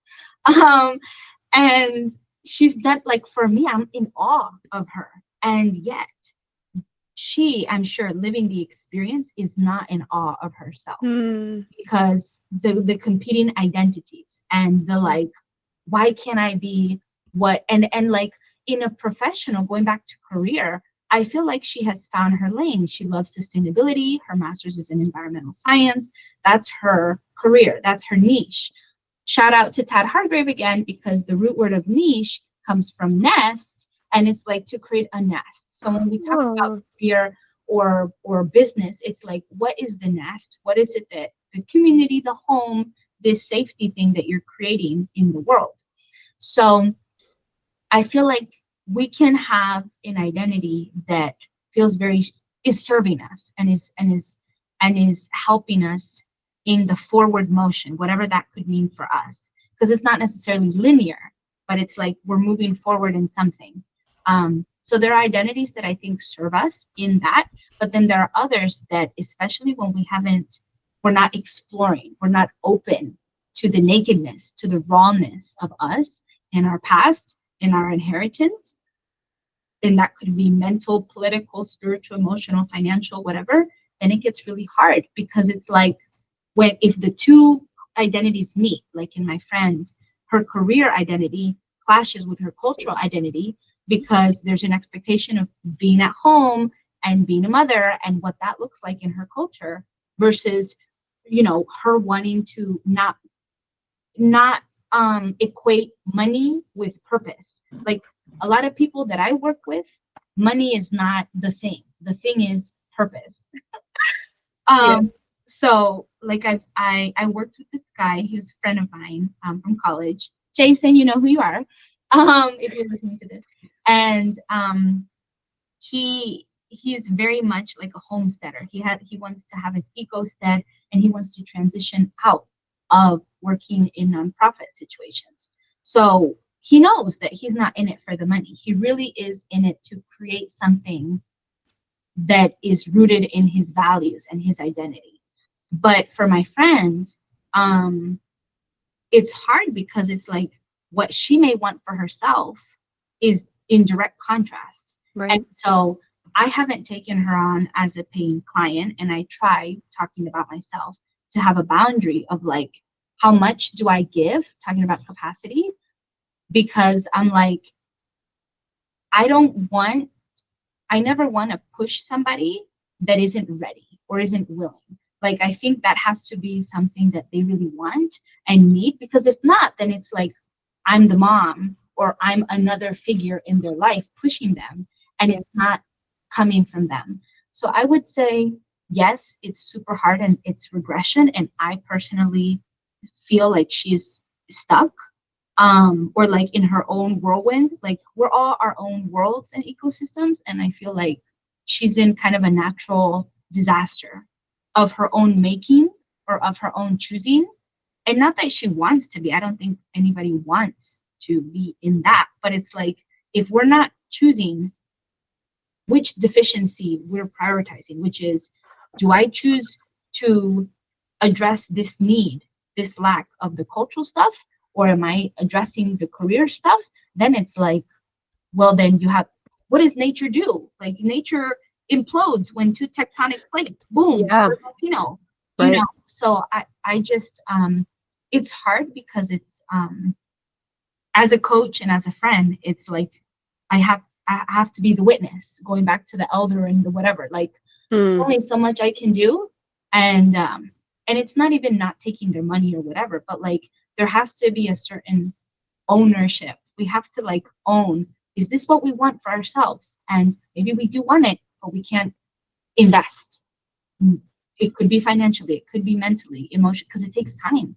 Um, so yeah, I don't know if I would call it a regression. I feel like it could be if it continues, if there's no like breaking point, which I think in nature inevitably there is. Like, sometimes it takes a job. Like, I had a client and she was like, Raquel, is it that I'm in a toxic work cycle? Like, I keep getting bad managers. And I was like, huh, like, that's even interesting that you're asking yourself that question, because that's already like, she's owning, is this a me thing? Is that a their thing? There's already a desire for clarity. So yeah, so that was a lot. I added 2, 3 different examples, but basically, like, identity is an evolving thing, and if we're not reconciling it, it's reckoning us, it's wrecking us up. And so it's like, where can we soothe this? Where can we make peace with this? Put some aloe on it, like, and knowing that aloe may not be the whole thing, but it's the practice. Oh, I just took so many good notes of what you just said. Like reconcile or reckoning. I think there is talk about like the roots of words. Like these are they're very similar. And gosh, you mentioned consent. Something that I was told a long time ago, especially in the context of what you're saying with your friend too. What I think be really applicable is remembering that feedback without consent is often taken as criticism. And so if she's asking a friend, but especially if she's asking a friend who is a coach, like that you're looking for some sense of feedback. And so it sounds like she's also consenting to potential criticisms, which is really, really valuable. And it's one of the things I am seeing through this lens of maturity these days of, I also see it at work. I was hesitating on whether or not I wanted to say this, but I'm just going to say it because I work with real estate agents. I'm not in sales, but I work with dozens of agents on a regular basis, supporting them in their business with technology and marketing and tools and stuff. The amount of agents who come to me and they're like, what should I do with my business? Well, I'm in a support role. I'm not their broker. I'm not there to coach them on what they should be doing in their business, and so sometimes I get a little irritated. I'm like, what do you mean you don't know what to do? Like, what do you mean I'm supposed to tell you what you should be doing? You are the business owner. Like a real estate license is a license to operate a business. That same trend of like, I don't have the tools to orient myself. That's what I hear is I don't have the tools to orient myself. I tried it. Like maybe if I'm in sales again someday, I'll have a little bit more tools in my toolkit, but in outside of that industry, I see it in friendships or in people in passing or in other walks of life. I mean, even in a group of people, Mm. that I've never been in. I find myself being like, how about this? Should I do this? Should I do this? Is this okay? Especially if I'm in like a facilitator role. And Mm. that kind of contradicts this capacity that we have in ourselves as people to decide what we need, to it's the practice of learning how to ask the right questions so that you can orient yourself. And Right. we need a community to do that, really. It's not like they're wrong for asking me, well, what should I do? But Right. there is, when it's a pattern and when it's a Mm. practice of not knowing, and I say that very intentionally, Mm.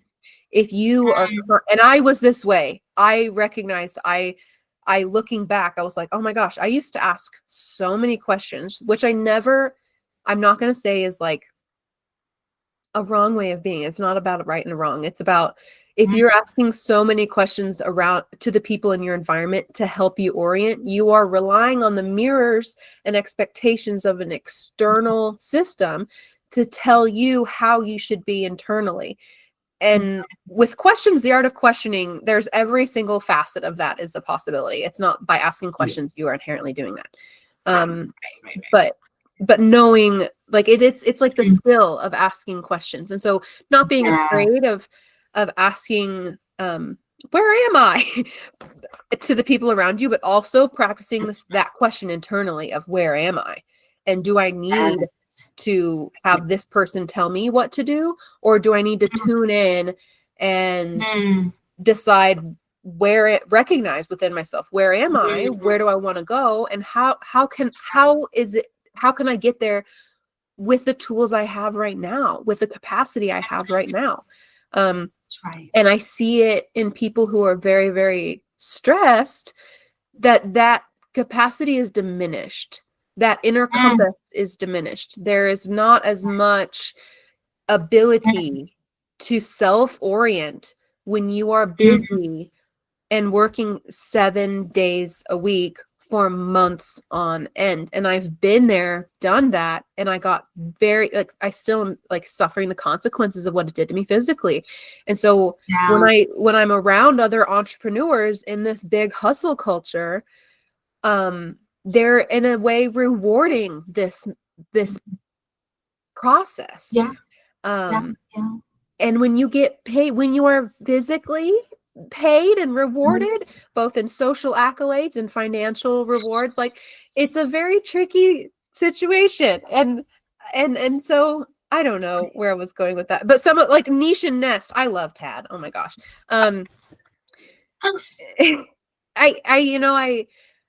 I met Tad, and this is maybe a segue or tangent to like big picture, like maybe we're pulling out now, Yeah. but Yeah. I interviewed him for an online event in 2020, actually, called the Embodiment Conference. And it was, like, in history, the biggest online event to ever happen. I think it came in a really good year because we were all at home, like, watching this online conference of more than 1,000 presenters over a span of 2 weeks. And Wow. Tad was one of the people I got as like a facilitator, and I would love for you to like, I don't know, dive into like the competing identities with Mhm. when you found your nest and you do feel like your Oh. identities are starting to compete with each other.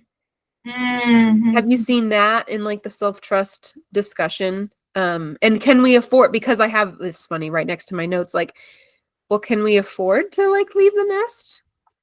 What can we afford, and how do we expand on that? And maybe we've really already touched on it essentially, but No, you're good. So competing identities and like, can we leave the nest? So like, what can we make? I'm trying to rephrase so I make sure to answer the question before going on tangents. Like, how can we make, after making peace or like coming to terms with competing identities, like what next? What's the nest look like? Is that, no, maybe? like, oh, okay, so here's where I think that people might be. They have a sense of safety. They have a nest, whether Yeah. it's a niche in their work or not, but they have a sense of home in my Yes. world. But there's growth that's needed, and that's the little voice that I see it a lot in the intentional communities world, because people have a Yes. sense of safety, but they're like, certain needs Yes. aren't being met, so how can I expand? Um, there's conflict usually. There always Yeah, a conflict. So I got you. navigating I that got you. conflict. I got you.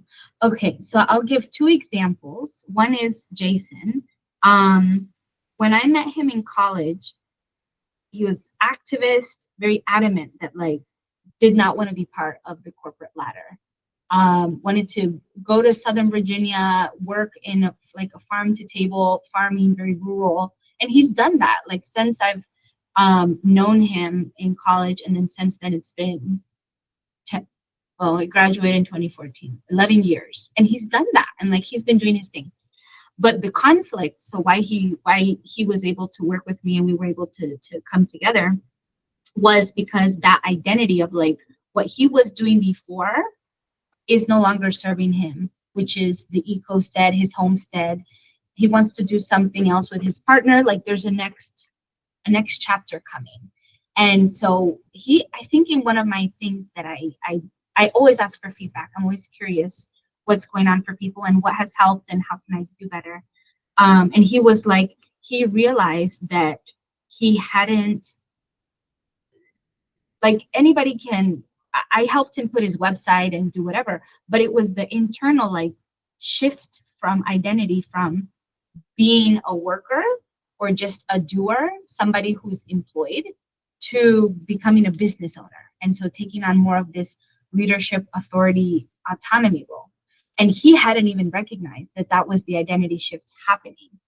Um, and so working in that respect of like, well, we're not gonna, what's that expression? Go cold turkey overnight, but we're gonna slowly, what does that look like in what you're currently doing? So with him, it was like, okay, maybe you need to let go of one of the three commitments you have. And maybe you need to create a routine, a new system for yourself to actually start to devote time to that. And what does that look like? And I'm someone who really, we talked about the embodiment. So I know that I like to do things like in the midday. I like to take my leisurely time in the morning. So when I take calls or I do my podcast, it's not 8 a.m., 6 a.m. my time, it's 10 to 5. So I have that whole window of time to ideally cultivate this thing. So it's like working with what he's got and slowly letting go. So the exploration, the practice again of like, we're not just jumping into this thing because we don't even know, we don't even have the wings for it yet, but like, what could it look like to put these little experiments, experiences on a more consistent basis so that it's like, okay, you're getting some reps in.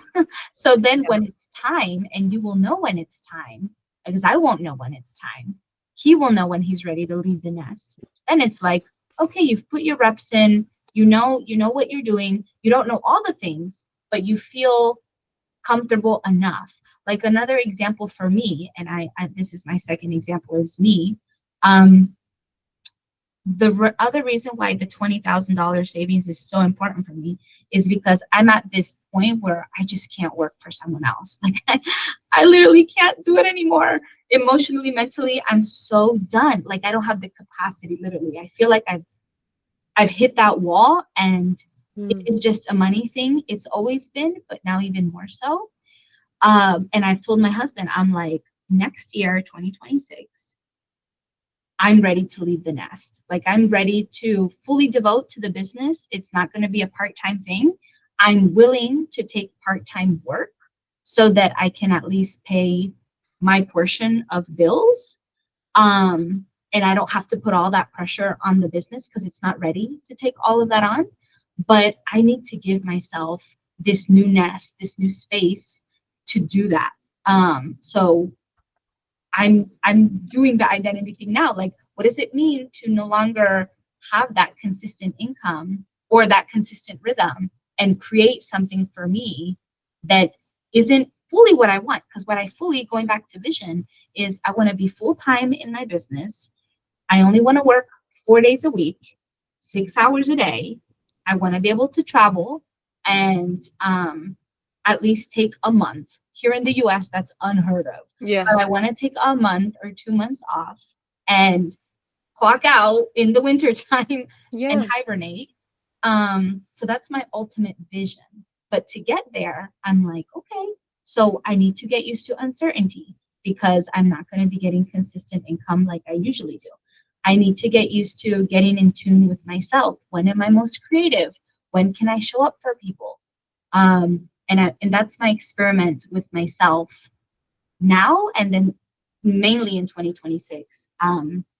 So yeah, I would say when it's time to push the comfort zone, go gently, but do it in a way that you feel or anyone feels like okay, realistically, because don't want to just push too much and then it's like, oh, then you regress. So it's like push in a way that's okay, we're gonna push this a little bit, test the new job, or test doing less hours, or test getting a raise, or test, asking for the need, going back to need. Like if somebody needs, I had a colleague in my contract job, she was pregnant. And with all of these mandates from the Trump administration going back in office, she kind of set her tone with her manager. I am going on maternity leave such and such date. She's on maternity leave now. But until that point, I will no longer be coming in office because of my health for the child. She was commuting 2-3 hours from West Virginia to Washington, D.C. Her vision is to have a house with her husband and her kids. She's doing it. She's not willing to sacrifice one for the other. So what are we willing to give and take? And she's like, peace out. I'm still doing my work, but I won't be sacrificing my baby's health and my health for the sake of just being a butt in the chair. Mm-hmm. And so it's like she pushed that edge, and now she's on maternity leave. So that's so interesting. I mean, I think like going back to the being an element here, like parenting versus not parenting. That's something I've wondered is like the permissions that parents are given in the workplace should be there 100%. Workplaces should be more conducive for parents. That's why I think that 9 to 5 works for so many parents, is because there's a lot of tends to be flexibility depending on the environment and benefits. But like as a person without kids, how do I have any bargaining chips for my own sense of work-life balance or my own needs and desires? So I want to I want to go to the farmer's market soon. I just noticed in my time, the farmer's market just opened down the road. So I want to finish also because you mentioned wings of a bird. And I was like, oh my gosh, that's literally going back to my lovely article from Jonathan Pajot. He just put it out like this year. And I guess that's why I'm like, oh, it's so timely, because he goes through technology. And I want to read one little excerpt and then I'll kind of like round out my thoughts. This is literally his last paragraph of the whole article. Okay. Even artificial intelligence, if placed in its proper place, aligned by our deepest presence in the every small contracting and expanding of a guiding hand. Did I say that right? Aligned by our deepest presence in the every small contracting and expanding of a guiding hand, could play a role in stabilizing the extremes.